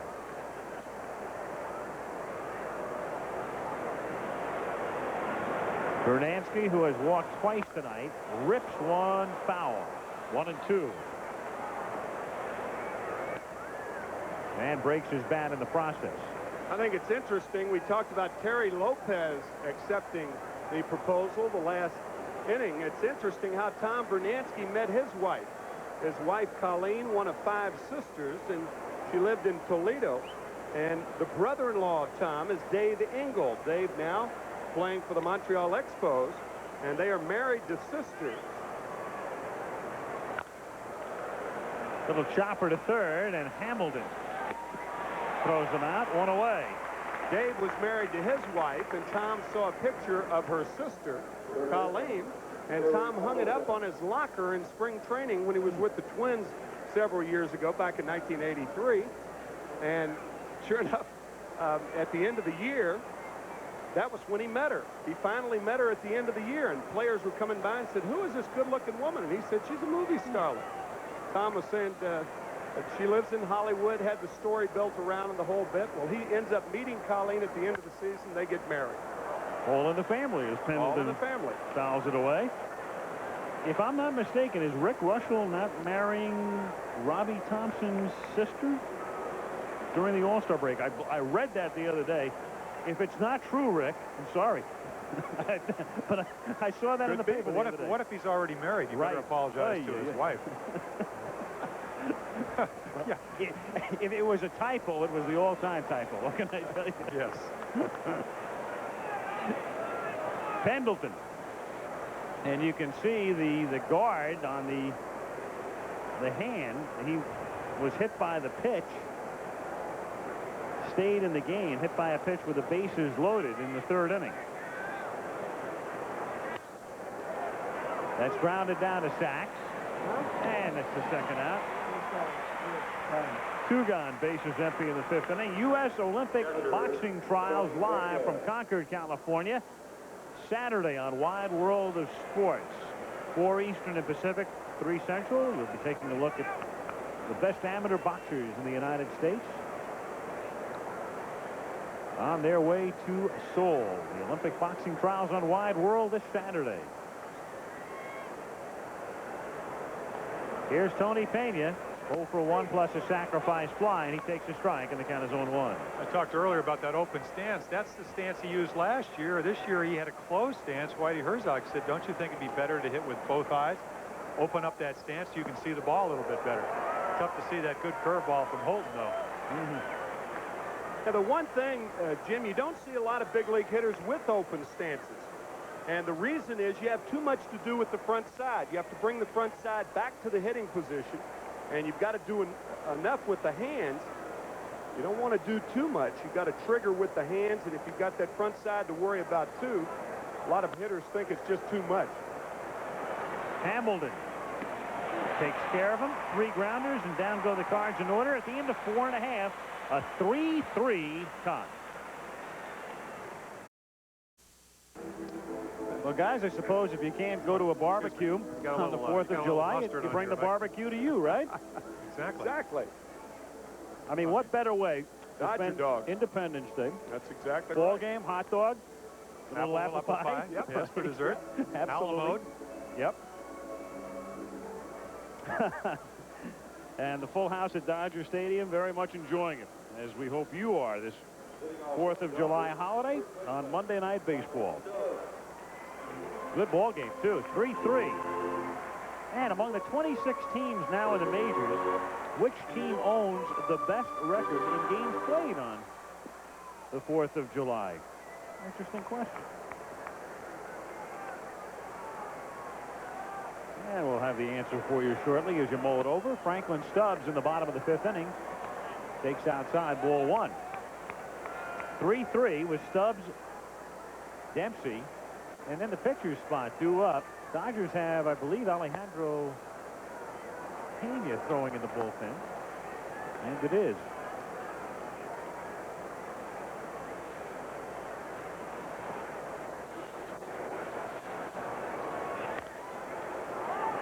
That's bounced down to the first baseman, Fitzgerald, who makes the play himself. 1 gone. And it'll bring up Rick Dempsey. Fitzgerald having a lot of problems fielding the ball in spring training. We mentioned that he was an ex-catcher, and when you're a catcher and you try to move to first base, you have a tendency to use 2 hands. Whitey Herzog helped Fitzgerald by saying, just catch the ball with 1 hand, and that makes you use the glove.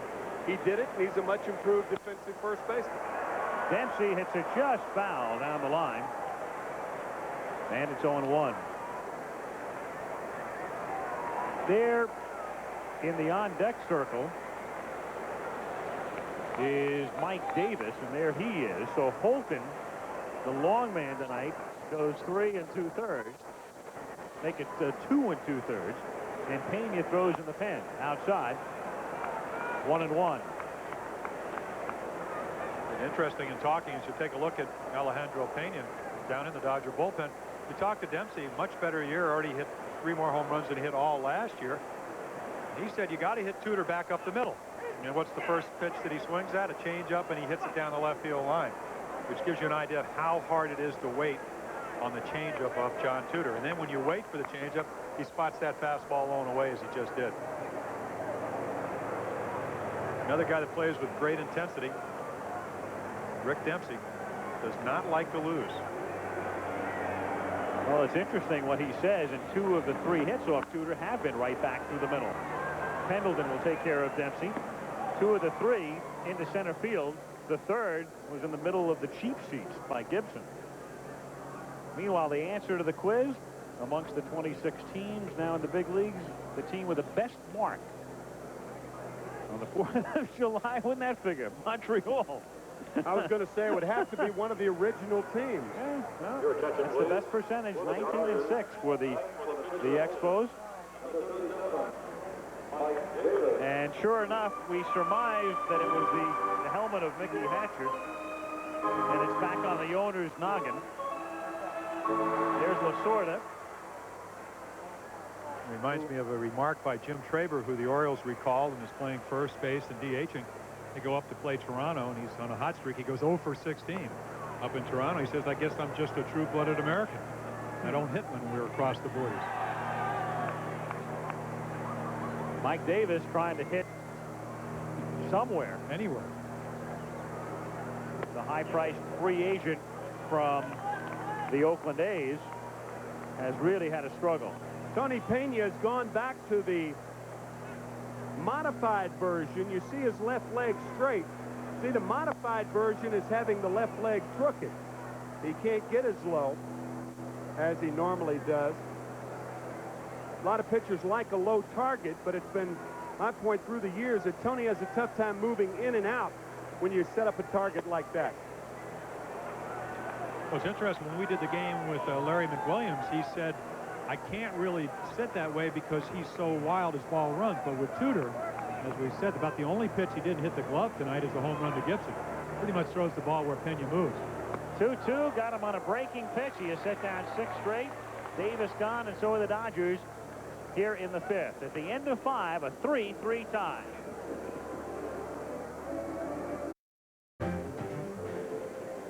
Tommy Lasorda and his aide, Coach Joe Ferguson.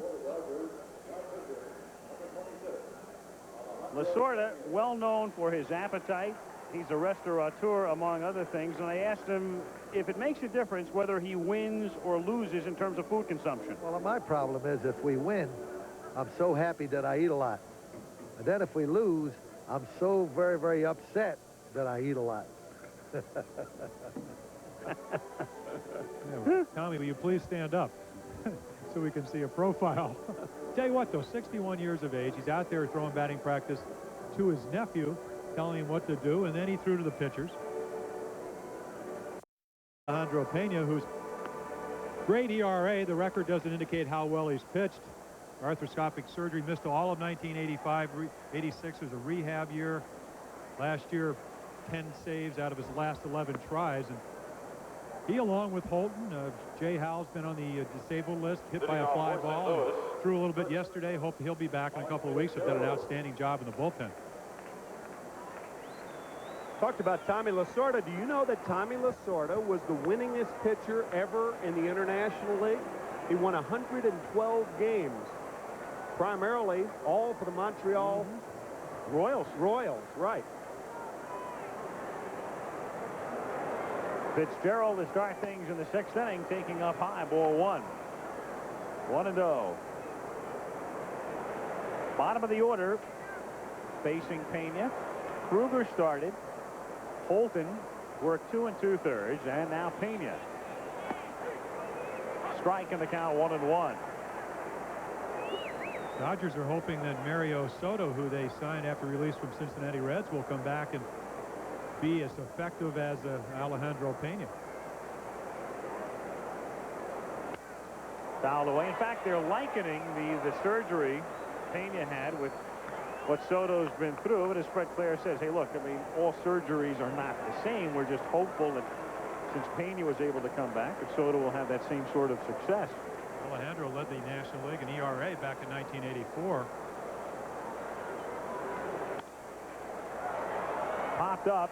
Over toward the dugout comes Stubbs along with Dempsey, and Stubbs makes the catch. Nice play. Dempsey had to hit the deck to stay out of the way. And of course they were going to get no help from the enemy dugout of the Cardinals. No help whatsoever. A good play, a much easier play for Franklin Stubbs than for Dempsey. You saw Stubbs look at Dempsey, and Dempsey goes into the slide just in time. Nice play by Stubbs and Dempsey. You're in that situation many times. It's a situation where you hope as a first baseman that the catcher hears you call for the ball. Right. Here's Oquendo. 0-1 on Jose. Anytime you're a pitcher and you come off arthroscopic surgery, and Pena used to throw extremely hard, you can see there it's an excellent fastball. They always say he doesn't throw as hard as he used to. But Pena, with pretty good control, has come up with a good changeup, a little bit of a breaking ball. We saw a couple of weeks ago he had trouble with that pitch, but his #1 pitch is his fastball, sets up all the other pitches that he has. Usually has excellent control. 2-1. Loves to hit. We call him Alejandro Canseco. It's another guy who loved to hit. Red Shandies. You think he belongs in the Hall of Fame? Close, isn't it? Yeah. Outside, ball 3. Yeah, you get into one of those situations where if you say no, you get a lot of people mad at you. Yeah. No question he had an outstanding career. And you can debate which credentials are necessary forever and ever. It certainly helps, though, after you're gone from an active playing career as Oquendo walks, to be around and to be in the spotlight and to keep having people say, does this guy belong in the Hall of Fame, as opposed to fading into oblivion or going into the non-sports world. I mean, there's no question in terms of Phil Rizzuto, and I'm not passing judgment as to whether the Scooter should be in the Hall of Fame or not, but part of the reason it is still being debated is Scooter's high profile as a New York Yankee announcer. Tudor bunts, fielded by Stubbs, and back to Sachs for the out. So this time John does the job after venting his frustration against the bat rack the last time he was unable to lay the bunt down. Oquendo moves to second, and Coleman comes to the plate. Correct me if I'm wrong, but I think what something also amplifies Phil Rizzuto's credentials is the fact that George Steinbrenner has refused to play a game at Cooperstown as an exhibition game until he does get in the Hall of Fame. So a little pressure from the higher-ups, so to speak. Probably less notoriety for Red, but I think that's a real good point, because Red has been around in uniform. He was a manager of the Cardinals for 12 years. Out of sight, out of mind. Right. I'm one that thinks Red should be in the Hall of Fame. Red Shandies, it's hard to believe because it's been so long since he's been the manager, but not only a great playing career, but a long-time Cardinal manager, and now a long-time Cardinal coach. Vince Coleman. And again, we pointed it out before, no runs batted in June and none so far in July. Man in scoring position here. Appeal? No. Ball 2. 2-0. Third base ump, Bob Engel. Look where Dempsey's sitting and look where the ball goes. Looks like it might have caught the inside part of the plate, but you don't get that pitch if the catcher's sitting on the opposite side of the plate. 2-1. Coleman went on the same conditioning program that Ozzie Smith did. Said he reduced his body fat from 11% down to 5%. A lot extra base hits, a lot more extra base hits this year early in the season as you look at Ozzie Smith. But Johnny Lewis, the batting instructor, said it got him in bad habits, trying to hit home runs instead of chopping down on the ball. Got to use his speed. Hit the ball the other way. 5% body fat is close to vanishing. Well, you would not think with the great speed that and the muscular frame that he has that he even had 11% in the first place. What about Lasorda? What would Lasorda's content be? Well, what's the body fat content of lasagna? We can go from there.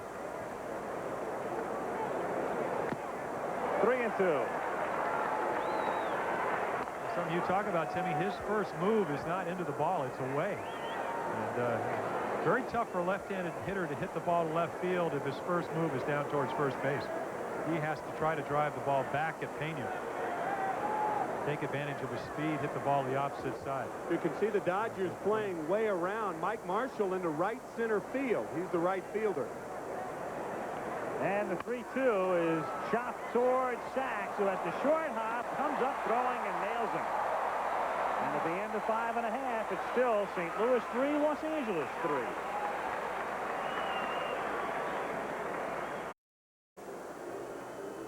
As you look at the graphic indicating the mix of John Tudor's pitches through the first 5 innings, sliders and the curveballs are really what we call a slurve. Changeup, you can see almost as many changeups as fastballs. And in my estimation, he's only made 2 bad pitches. That was the changeup up to Sachs and then the bad pitch to Gibson for the home run. Other than that, pretty good command. And when you consider that in his 14 starts, this is only the 2nd time he's given up over 2 runs. Dodgers have got to consider themselves fairly lucky to be in this game. 3-3 with Sachs to lead off in the bottom of the 6th inning. Sachs, Anderson, and Gibson. Al Michaels with Jim Palmer, Tim McCarver. Monday Night Baseball on the 4th of July, and a good one at Dodger Stadium. Dodgers on top by 5 over the Giants, 5.5 over Houston in the West. Cardinals staggering in the East as Sachs lines one to Oquendo. One second baseman lines after the other. Tudor has now retired 7 straight. He had a string earlier of 9 straight. Then Anderson singled and Gibson hit the home run and has retired everybody since. Anderson is the batter, sacrificed and singled.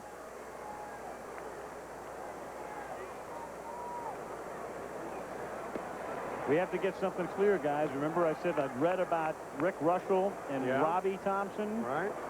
Robbie's sister. It was Scott Thompson's sister. Russell's, I guess, former teammate with the Cubs. Scott played with the Giants for a while. And that's a good thing to clear up. Fitzgerald takes it himself. But I've always told you guys, you can't believe everything you read, right? But Rick will be getting married to Scott Thompson's sister. So there it is. Official. We think. Another look at the home run. Look where Pena's sitting. Look where the ball goes. Misses by about almost 15 inches. Plate is 17 inches wide. As Gibson said, I just want to have a well-balanced swing, and he balances his ball, as I said before, about 400 feet down the right field line to tie up the ball game. Gibson has driven in all of the Dodger runs tonight in most disparate fashion. A bunt with a man at third and a booming homer.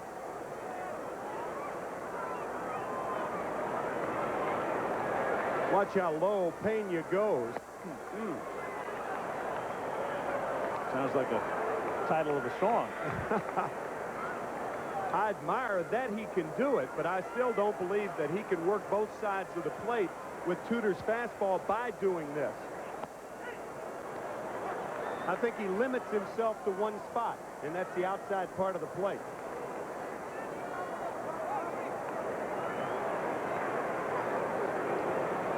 When you're on your haunches like that, you're mobile.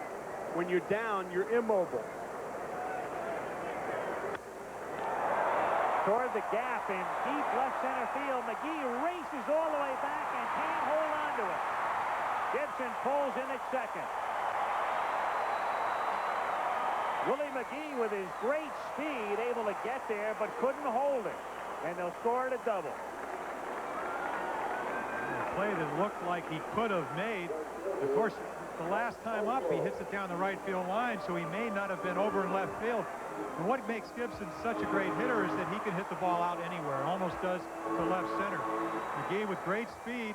Right about now, I think he's worrying about the wall. He hits the warning track right there, 2 steps away. Maybe takes his eye off the ball a little bit, and we have a double. And now a walk to Marshall, and they'll go to work on Shelby, who is a switch hitter and a far more proficient left-handed batter than a right-handed batter. And he'll, of course, come up right-handed with runners at first and second. Well, that is this year. I played with John in Baltimore, and he is a natural right-handed hitter. Last year, He hit .338 right-handed. This year he's kind of reversed it. His numbers are much better from the left-handed side. He's hit more home runs left-handed as you look at John. Excuse me, from the left-handed side, but his power, I think, is a lot better from the right-handed side of the plate. So ball 4 issued to Marshall, and a smoke bomb has been thrown behind the plate.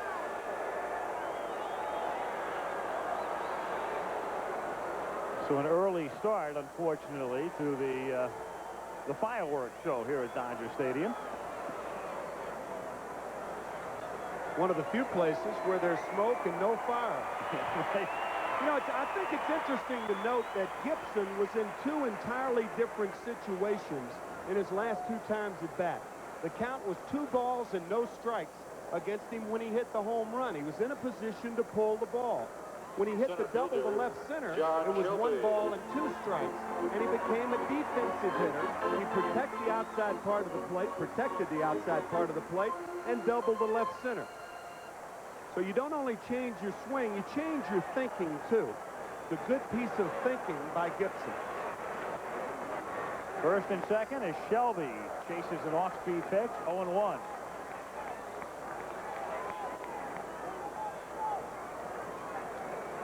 Gibson at second, Marshall at first. 2 out, bottom of the 6th inning. A 3-3 tie.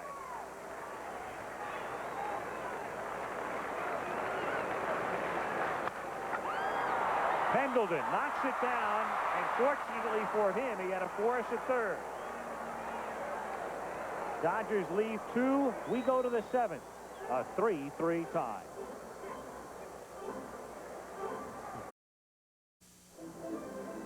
Despite the injuries until about 3 weeks ago, the Cards appeared ready and poised to make a run at the Mets. But I asked Whitey Herzog if because of these injuries, he feared this particular slump might happen.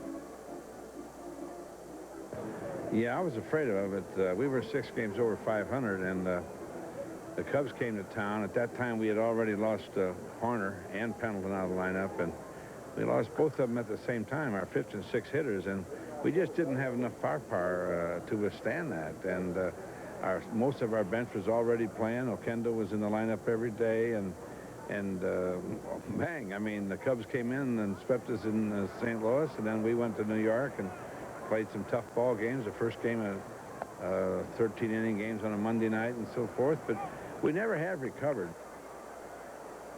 So Whitey Herzog talking about the recent travails of the St. Louis Cardinals, who have dropped 16 of their last 22.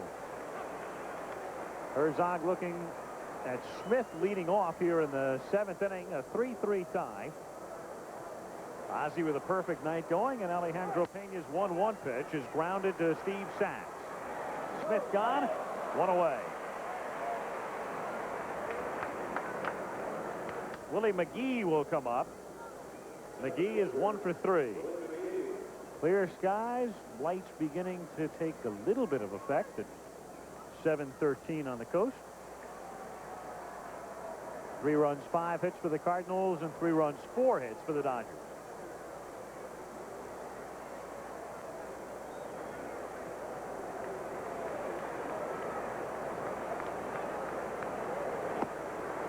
Ball 1 to Willie McGee. Amazing thing about the Cardinals, and I think when they signed Horner, they felt that he would still drive in 90 to 105 runs or so, even though he wouldn't hit as many home runs because of the largeness of the park in St. Louis. Is the fact that last year McGee drove in 105 runs, and he set an all-time record since 1975 of having 260 runners in scoring position. So the Cardinals get a lot of guys on and give you a lot of opportunities to score runs, whether you're McGee or Horner, whomever. But then when you lose Horner and you lose the fact that he couldn't attack the ball because of the shoulder injury. There's one thing about Bob Horner, he always used to hit for an average. Yet they don't have a legitimate long ball threat in their lineup with the exception of Tom Verdansky. McGee fouling it away, and the count remains a ball and 2 strikes. Like the Dodgers last year, they've been decimated with injuries. They've had 12 players on the disabled list, 9 pitchers, And I think it's interesting. You hear so much about the disabled list to talk about how many pitchers and players can be on the list. I mean, the Cardinals are stock full right now. Only 2 can be on the 15-day list. And one of those 2 has to be a pitcher if 2 are on it. 3 players can be on the 21-day disabled list. And all others have to either be on the 30-day list or the 60-day list or longer. So you can have only 5 players on the 21-day or shorter disabled list. 2 and 2, and when they're filled is when you know you've got some problems. But then Serious again, problems. the Dodgers have been able to withstand that. In fact, the other day, they had to put Griffin as a procedural move, and there he is, along with Mario Soto. Alfredo on the right. Alfredo had to go on the 30-day list, even though he's eligible to come off. But the chances are he won't play for at least a couple of more weeks. Anderson backhands, and his throw is too late. He gets a lot of guys, but not McGee with that play. So Dave goes to the hole, but McGee gets a single. An infield hit for Willie, hit number 6 for St. Louis. Well, he can't circle the ball, so you see Anderson. He plants his right leg, makes a strong throw. But again, Cardinal speed wins out. McGee across the bag. And that's the advantage of a left-handed hitter hitting the ball the other way. If that ball is hit either to Anderson's left, up the middle, or to the second baseman, you're looking at an out. Tom Brunansky comes up hitting .279. Excuse me, now you just don't get rewarded for making a pretty good pitch. An ordinary grounder, but hit to the wrong side of the field. McGee, 25 steals, and they've thrown him out only 3 times this year. That's the one thing about speed. Speed can turn good pitches into infield hits. Rarely can you turn good pitches into home runs.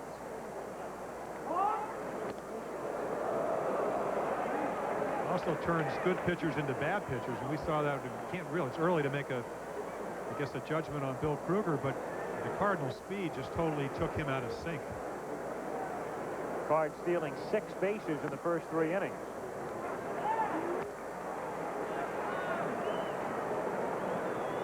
That's the one denominator you cannot really handle that well as a team. As you look at, as we said, Brunansky, the only home run threat. Tony Pena has 7. Bruno, the star yesterday, 2 out, 9th inning at San Diego, a home run to bring the Cardinals from behind, give them a 5-4 win, and they were able to salvage 1 game of 3 with the Padres. This is the type of pitcher that Tom Brunansky likes. Pena is a fastball pitcher. If he gets the ball out over the plate, Brunansky likes to extend his arms. That's why Whitey Herzog thought that he would be a good player in the National League. Good, fine defensive player with the bigger ballparks. Good low fastball hitter. And he's hit the high fastball, too. Take a look at Whitey.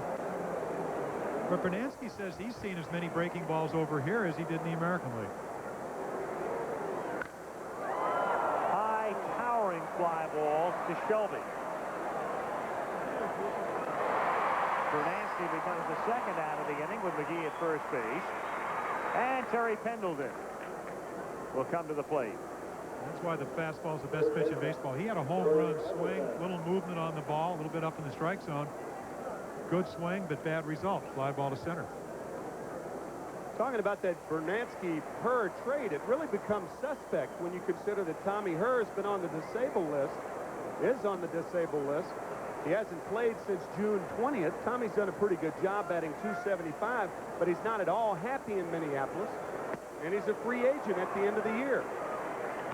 And a lot of people couldn't understand that trade. Brunansky is very happy. He was telling us before the game in St. Louis. Likes the city and doesn't mind the ballpark. And he's one of the few power hitters you'll ever hear say, hey, he doesn't mind playing in Busch Stadium.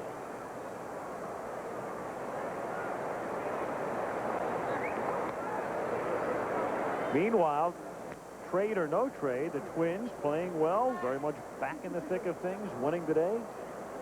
Herbeck hitting 2 home runs and trying to keep pace with the Oakland A's in the AL West.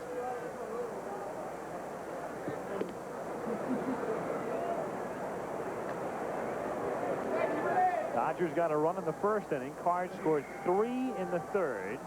Their speed setting it up. Cards have left 7 men on base and the Dodgers 2, and the Dodgers got even on a 2-run homer by Gibson in the 4th. 3-3, 2 out in the 7th inning, and McGee at first base.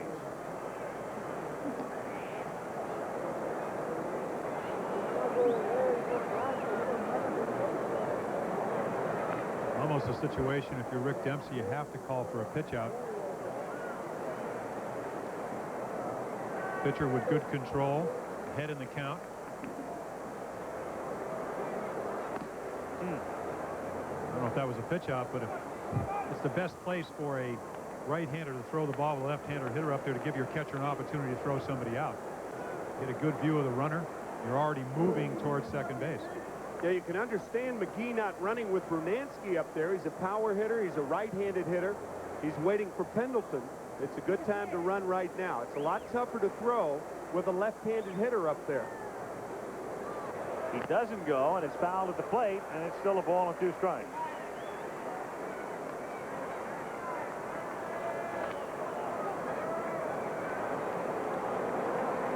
Lasorda has Pena as a setup man tonight. He's got Orozco to close from the left side, and he's moved Tim Belcher into the bullpen to close from the right side in the absence of Jay Howell.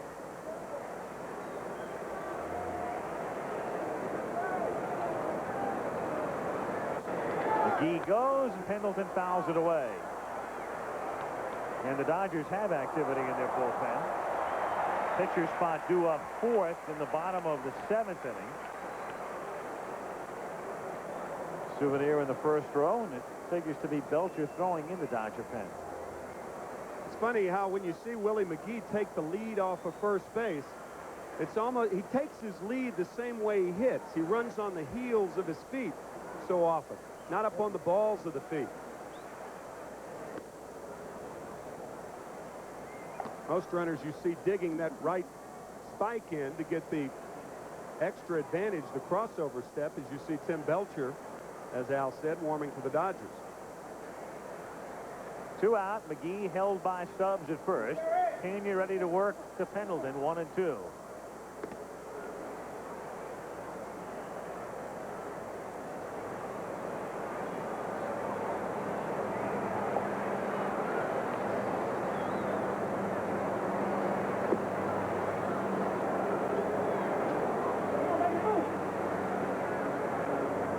Doesn't go, and Pendleton goes down on strikes. And at the end of 6.5, a 3-3 tie. Back in LA after this message and news headlines from your local station. Al Michaels with Jim Palmer, Tim McCarver, Dodger Stadium in the twilight. Good ball game. 3-3 tie. John Tudor on the mound for St. Louis. This year on the DL, and last year as well. Remember this freak injury in the game with the New York Mets on the pop foul off the bat of Jack Clark. Barry Lyons catching for the Mets, and as he slid into the dugout, he slid right into Tudor. And that took care of John for a couple of months as he was helped off, but he was able to come back last year, and then he underwent arthroscopic surgery on his shoulder in the offseason this year. And also on his right knee. Broken bone in the knee was the original injury, and of course he missed part of '86 with a sore left shoulder. So signs, and he re-signed for 1989. Said it's going to be his last year, except if they start playing better. He said he really enjoyed '85 and '87, but as you talked about earlier, it's been a roller coaster year for the Cardinals. Hamilton at the plate. Tudor was very happy. The Cardinals actually came to him, and his deal was going to expire at the end of this year, and they added 89 at about $1.2 million. And then he started talking about the possibility of calling it quits at the end of '89. 0-2. I think a lot of athletes get to that mid-30s point, as Mike Schmidt did, and you begin to think about retiring, and then you kind of come out the other side in a way.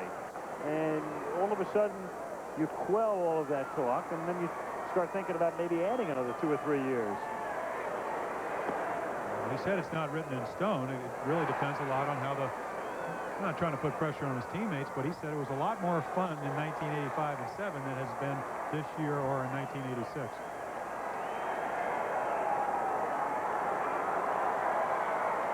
1 ball, 2 strikes the count. 3-3 in the bottom of the 7th inning. Fly ball is shallow right field. Bernansky comes charging in and makes the catch. 1 out. Now in the National League today and tonight, to update you on the scores,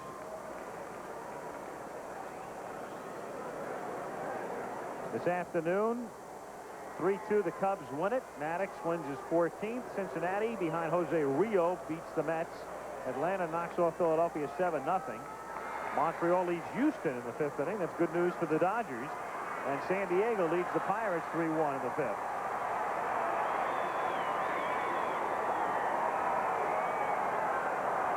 Franklin Stubbs is 0 for 2 and tries to bunt his way on. Not a bad idea when you normally have trouble against left-handed pitching. 0-1.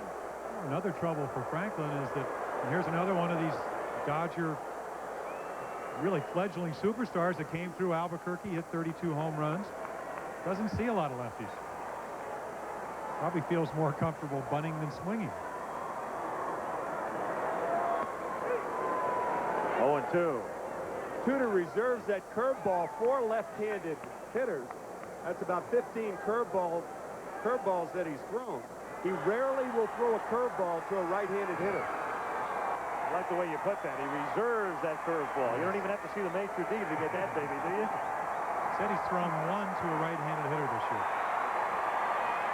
It's funny, when you talk to the Dodger hitters, they said, oh yeah, he throws curveballs to right-handers. Not the case. And a fastball got him looking. So 2 down. The wave going around Dodger Stadium again. The reason for the noise.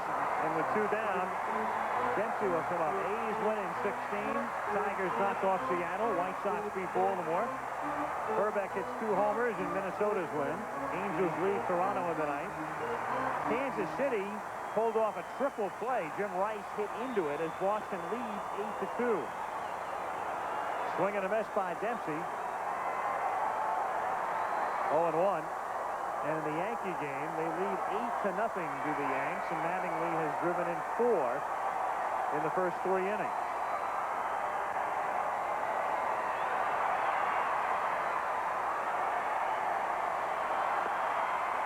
One and one. Dempsey said, I'm going to take away his changeup. I'm going to move up in the box. And he's still way out in front of it. Just hard to adjust on a guy that has such great deception. 1 and 2. The one thing John Tudor talked about was that he said that the big pleasure about playing in St. Louis for the fans is a little bit more quiet this year because of the offensive slumber. But boy, I know going into yesterday, they were 1 and 2 in the National League, or really in the major leagues, and fans drawn on their way to maybe drawing over 3 million like they did last year.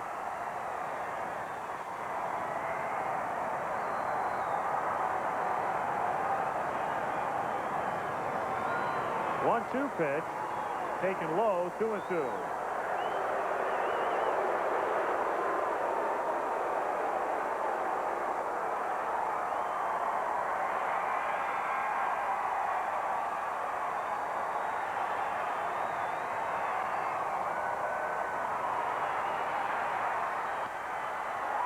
To left field, and Coleman goes back and makes the catch on the warning track.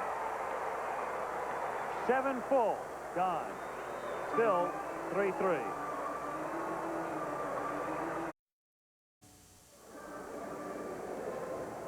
Well, John Tudor rarely throws a ball in the center of the plate. Here's a changeup. Dempsey drives it to left field, and Coleman turns in a line drive into an out. Now, in between innings, Whitey says, how do you feel? There's been talk the last couple times that Tudor's had a sore shoulder. He said that's not the case. He's had a little stiffness, but nothing to worry about. 4th hitter up this inning. Whitey wants to see how he feels. May pinch hit for him. And Daly up in the bullpen. Right, Ken Daly up in the pen for St. Louis as we go to the 8th inning. A 3-3 tie. There is Daly throwing as Pena, Fitzgerald, and Oquendo come up in the 8th. Pena 0 for 2 plus a sacrifice fly. Takes high, ball 1. Tudor had stiffness in his shoulder a couple of outings ago and went out and threw 93 pitches and shut out the Phillies on 2 hits. That's when Whitey had 3 other guys ready to pitch if he couldn't go to the post. Right.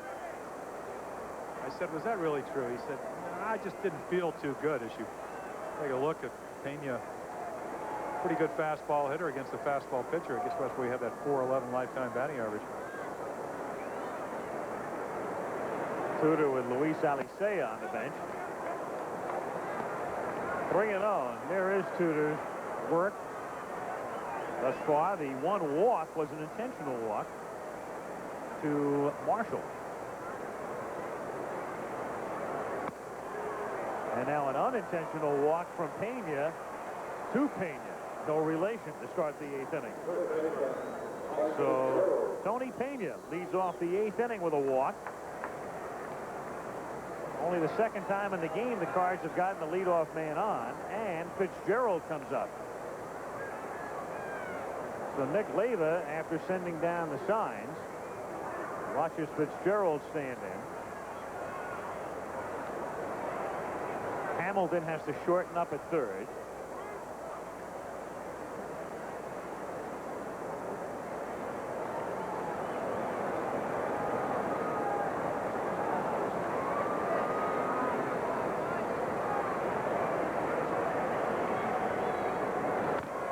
High, ball 1, 1-0.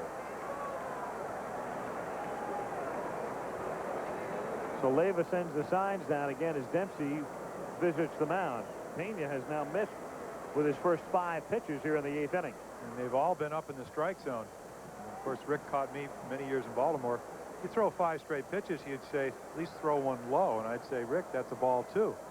But really what he wants is you to make an effort to try to get your body through, land on your toe, and get the ball down. Fitzgerald swinging away, lifts one into shallow right center field. Marshall comes charging in and makes the play for out number 1. Pena remains at first. Oquendo comes up. The right-hander is Tim Belcher. The lefty is Jesse Orozco. Alejandro Pena is due to lead off when the Dodgers come up in the bottom of the 8th inning. Now Oquendo on his 25th birthday, 1 for 2 plus a walk.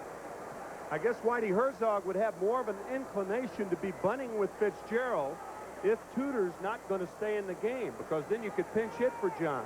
But by swinging away with Fitzgerald, it's a pretty good indication that John will hit for himself. And that's grounded through the middle, over second and into center field for a base hit. Pena will stop at second. And now we'll see about Tudor, who is removing his jacket in the on-deck circle. Runners at first and second and 1 out. And Tudor due up in the 8th inning. And coming up.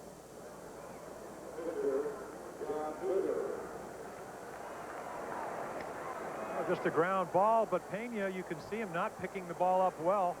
Ball's off towards first base, and the ball's into center field for a base hit. Could have been a double play ball. And again, there's so many pitchers in both leagues that do not follow through properly. It's good to get your arm through, but you should be ready to field the ball.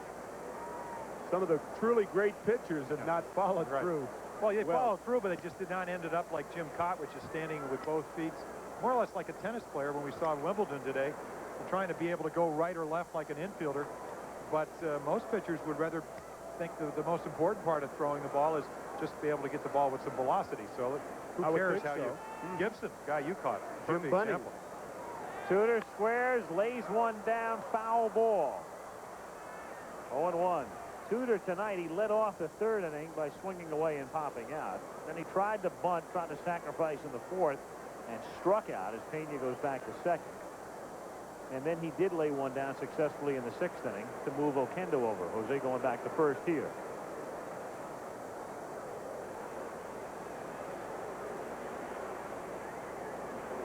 Oh and 1. And Anderson and Hamilton both come to the mound to discuss the bunt possibilities. It seemed to me that Anderson was talking about charging to Jeff Hamilton and telling Pena that, which would mean that the rotation play would be in order, where the first baseman and third baseman charge, the shortstop goes to 3rd, and Sachs, the second baseman, goes to first base. The problem with that play is that the whole middle is open. You have to use it against a guy who doesn't handle the bat well. see if that's what they indeed put on.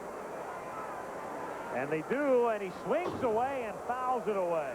So first and third charging with Anderson going to third and Tudor noticing it and trying to ram one back through the middle, instead fouling it off. 0-2.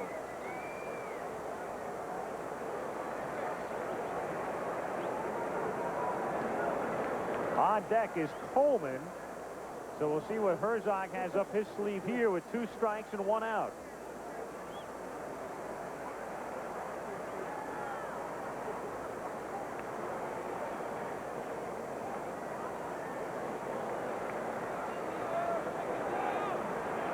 They don't rotate. Tudor bunts, foul, strike 3. So again, Tudor can't do the job. Bunting foul for another strikeout. Pena has struck out 2 now, 2 2/3. And the Cardinals, with 2 gone here in the 8th inning, send Coleman to the plate. Who has not driven in a run, as we take another look at the attempted sacrifice with 2 strikes, which ends up being a strikeout. Coleman, now 104 at bats without a run driven in. Painful look on John Tudor, not from anything that occurred at home plate, just not being able to sacrifice the runners, because if Coleman does get a hit, it costs you a run. And if he does get a hit, the chances of him getting an infield hit are great. And a little half-swing grounder to third, and Pena will work out of it. As the Cardinals lead 2, it's 3-3 at the end of 7½, and we'll be back after this word from your local station. This is Corey McFerrin in New York. The Royals tonight, first team in 23 years to pull off a triple play against the Red Sox. In the 4th, Mike Greenwell at second, Ellis Burks at first, Jim Rice against Rick Anderson. Here's the pitch, and Rice pops one into center field. Willie Wilson coming on, the sinking line drive, makes the catch. Sees Greenwell off second, doubles him off there. The relay back to first. Burks is out at triple play. Despite that play, the Red Sox still lead 9-2 in the 7th inning. Back to Al. And back in Los Angeles as we go to the bottom of the 8th inning before a sellout crowd. The Dodgers have a promotion going on this week, and that's the perfect picture to describe it.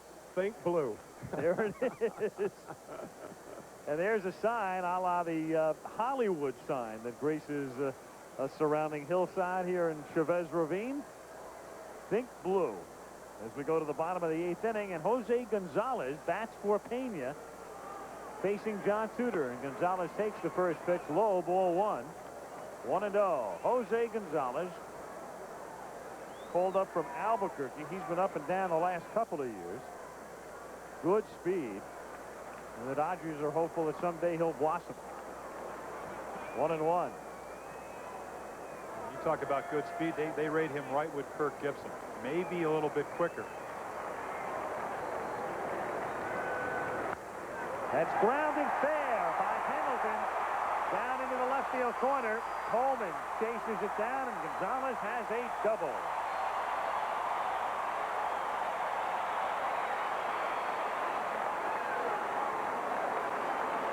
A leadoff pinch double by Gonzalez in the bottom of the 8th inning, and out of the top of the order. Sacks. The position of the ball is so important. You take a look at Terry Pendleton. He's playing in, respecting Gonzalez's speed. Has no chance for this ball. The position of the ball on the plate, when I talk about John Tudor not overpowering, or the changeup down and in instead of down and away, allowed him to pull the ball.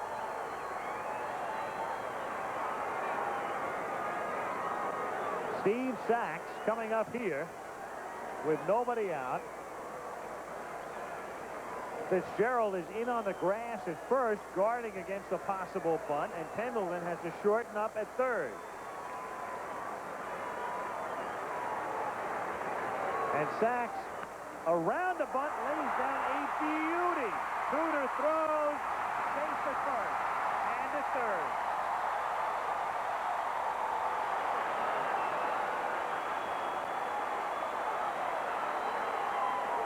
A perfect bunt single by Steve Sachs. Even in their worst days, the Dodgers could always do the little things to win baseball games. An absolute blueprint down the third base line. Tudor did all he could. A wild throw to first, Fielded nicely by Oquendo, but an infield bunt base hit by Sachs. Now Anderson with Smith and Oquendo playing halfway at short and second. And Payne into the mound. Tell you, this is a tough play for the runner at third base because on sharply hit balls to the middle of the infield, you don't know whether they're coming home or not. And you have to figure they would come home because that's the go-ahead run in the bottom of the 8th inning. So there's Gonzalez. Cardinals have only 3 outs to create 1 run. If they give up 1 here, even if they get the double play. So Oquendo and Smith are both halfway. They can go either to second or home. If you're Gonzalez at third, you've got to draw the throw home. Or actually make them think you're going home and prevent 2. Make them look you back at third base and stay at third base with less than 2 outs so you can score on something other than a hit. So there's anticipation on the offense with Gonzalez at third, and also anticipation from your middle infielders. If Gonzalez doesn't break, Smith and Oquendo will go to second. If he breaks after that, they'll come home.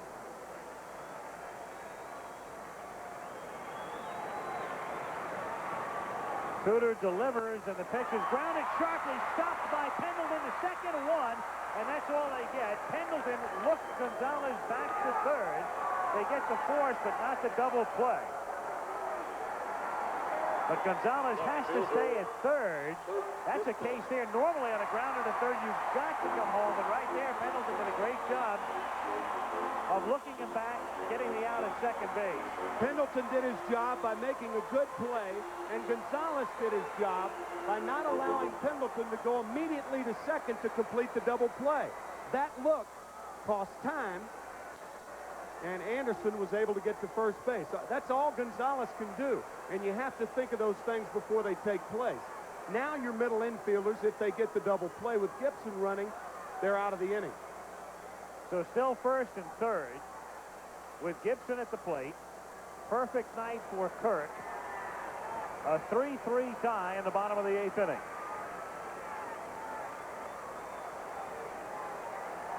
In the early innings, if you're the runner at third, you know that they're going to go for the double play if it's a scoreless ball game or something like that in the second or third inning.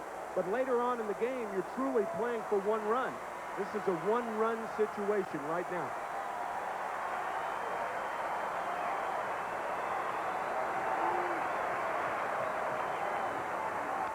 Gibson pops it up. Tudor gets a very big out. Number 2 as Ozzie Smith makes the catch. Smith trying to get away with dropping it and maybe seeing if he can catch somebody off base, but the out had been recorded. 2 down.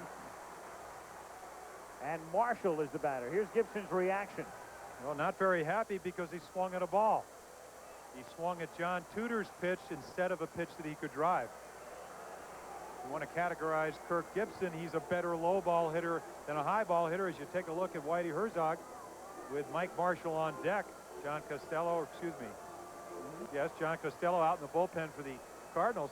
They're deciding, do you want to pitch to Marshall or do you want to pitch around and pitch to John Shelby?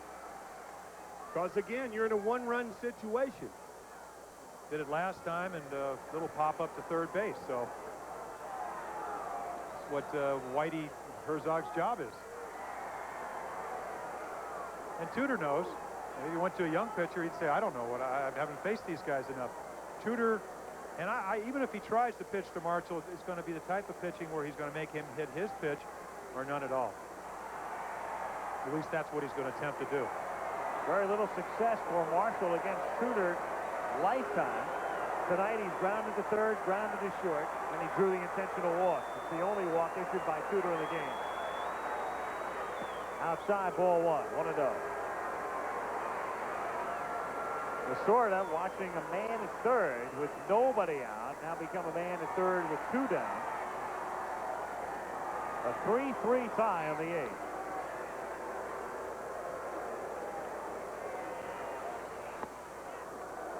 Two and 0.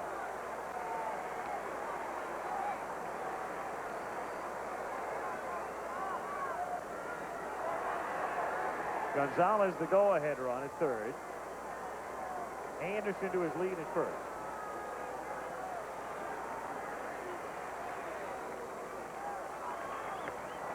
And it's 3-0.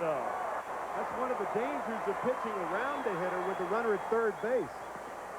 The chance of a wild pitch. There's a big difference pitching around the hitter with a runner at third as opposed to a runner at second. A wild pitch with a runner at second, he ends up at third. The other way, he scores. And they won't mess around 3-0. They were working around him, and they'll just make sure ball 4 doesn't result in a wild pitch. And that'll load him up for Shelby. So once again, Marshall gets the walk. The last time they walked Marshall to get to Shelby, he grounded out.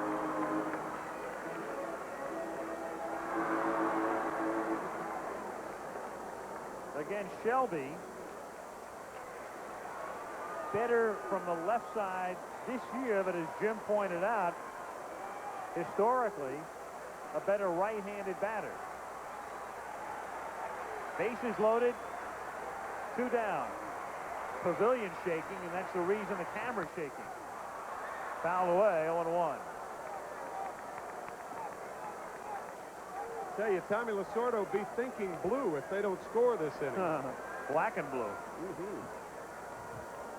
And he's yelling encouragements, which basically is wait, wait. And Shelby, a very aggressive hitter. Been known to expand the strike zone, and this is exactly what John Tudor wants to. Would rather get him out with a ball than a strike. Doesn't want to get the ball over the plate unless he has to.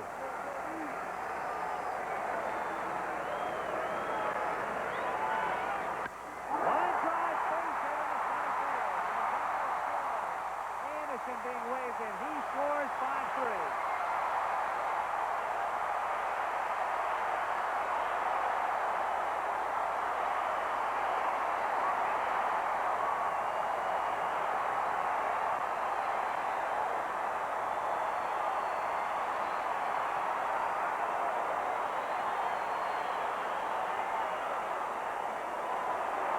Look where the pitch is. Down Broadway. Banked to center field, and it's 5-3.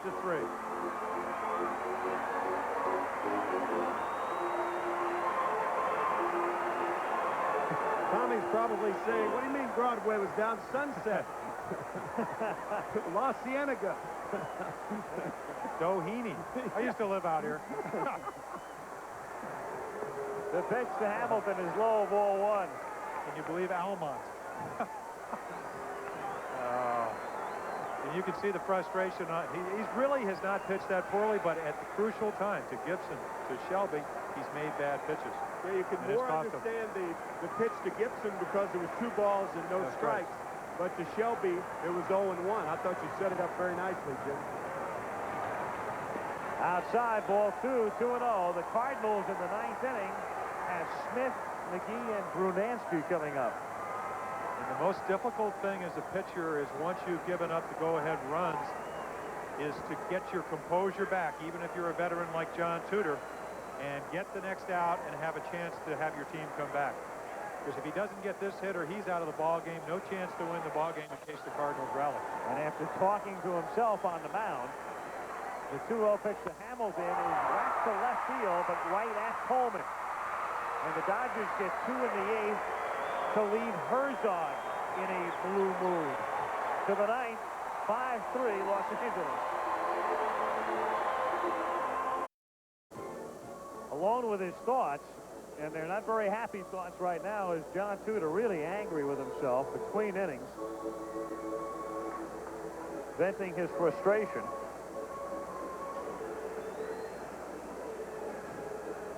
And fade to black. That's where the glove wound up. Nice fit. Yeah. Sitting off for the Cardinals, shortstop, Ozzie Smith. So Tudor, angry with himself, giving up the 2-run single to Shelby. 5-3, the Dodgers on top. And Tim Belcher comes out of the bullpen to try to wrap it up and hold it for Alejandro Pena. I think we could sum up his personality as being a perfectionist, which is probably one of the reasons he's been as successful as he has been the last few years. Doesn't handle defeat or bad performance very well. Ozzie Smith takes outside. Belcher, who was in the rotation, has gone to the bullpen as the short man. We mentioned before with the injury to Jay Howell, he's the right-handed closer for the moment. And he tries to close it with a victory here before a sellout crowd.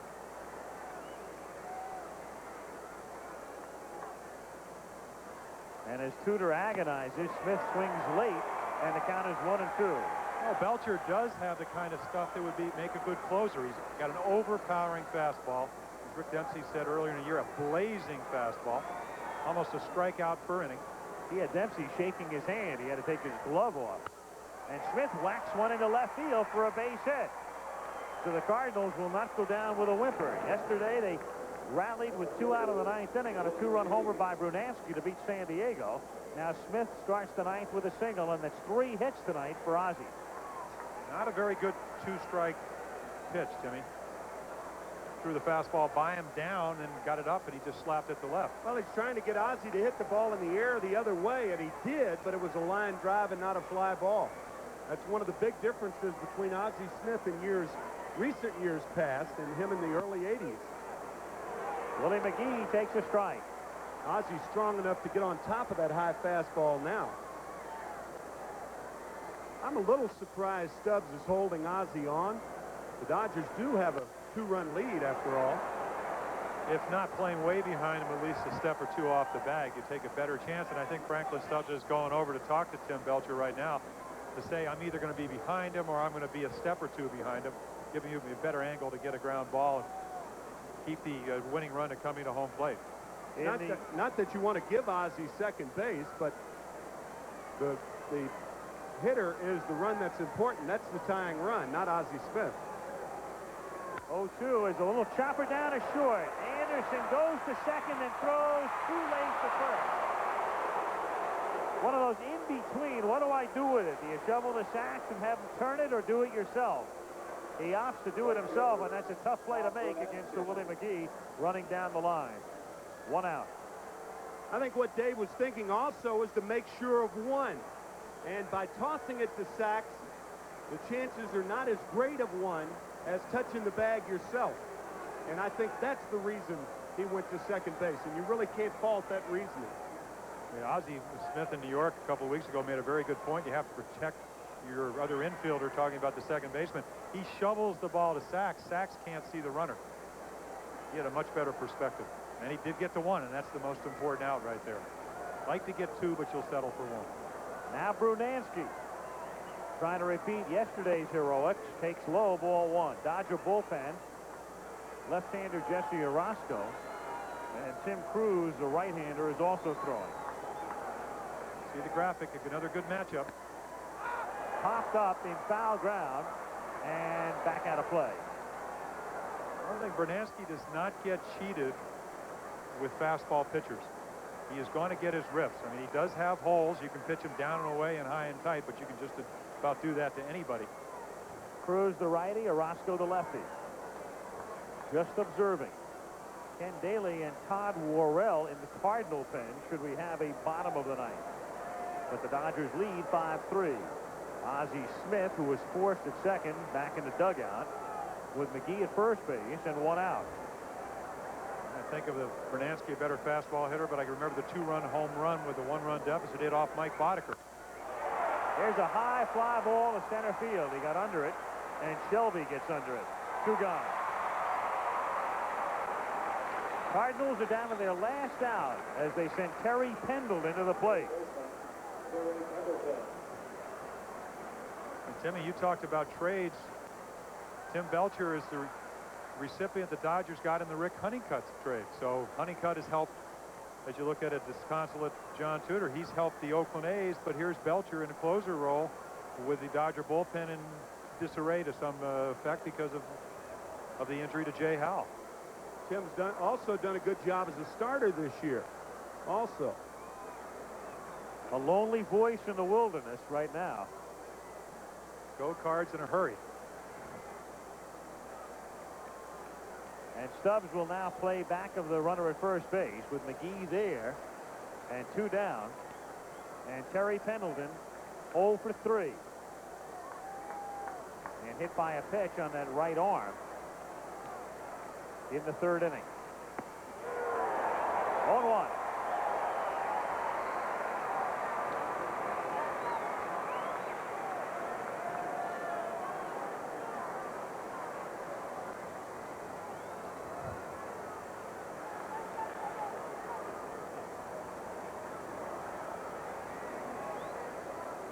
Not much life on the bench at the moment, down by 2 and down to their last out. Stubbs behind McGee. And the Cards down to their last strike.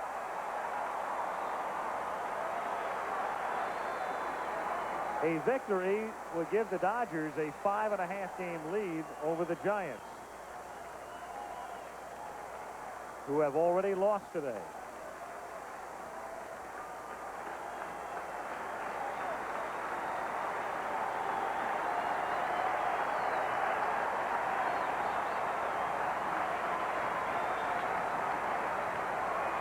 Runner goes, and Pendleton, it's a fly ball to shallow left field.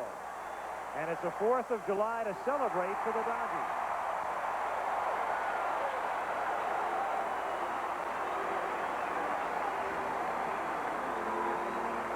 John Tudor sits in agony as Tom Lasorda and the Dodgers celebrate.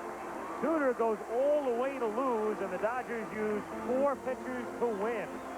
Shelby's 2-run single in the 8th inning is the difference as the Dodgers beat the Cardinals by a score of 5-3. And the standings right now in the National League West, pending the outcome of Houston's game, and they're at home and trailing Montreal at the moment. Dodgers 5.5 over the Giants, Astros 6 behind. Reds win, they trail by 9, and then San Diego and Atlanta. There are the totals. Pena gets the win, Belcher the save, Gibson a homer, and Shelby the game-winning hit. And we'll be back in Los Angeles after this message and a word from your local station.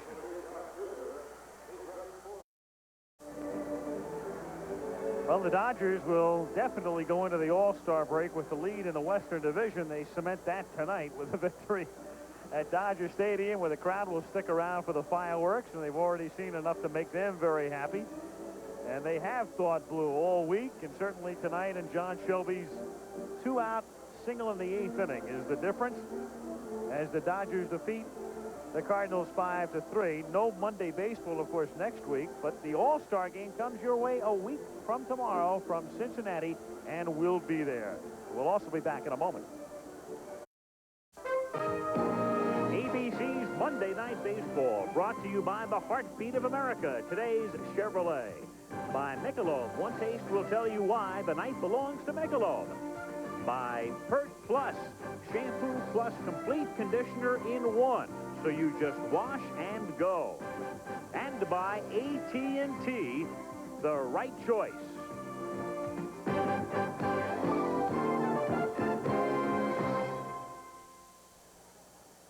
Final score, Dodgers 5, Cardinals 3. And the executive producer of ABC's Monday Night Baseball is Jeffrey Mason. Tonight's telecast was produced by Kurt Gowdy Jr., directed by Craig Janoff. Our associate director, Earl Fryman. Assistants to the producer, Bill Bonnell and Patty Rotoloso.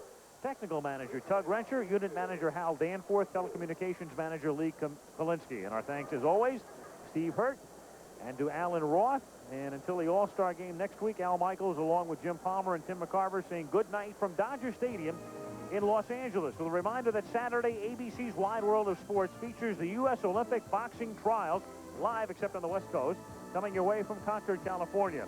A week from tomorrow, ABC Sports presents exclusive coverage of the 1988 All-Star Game, live from Cincinnati's Riverfront Stadium.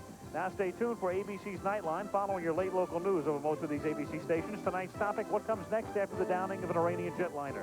This has been a presentation of ABC Sports, recognized around the world as the leader in sports television.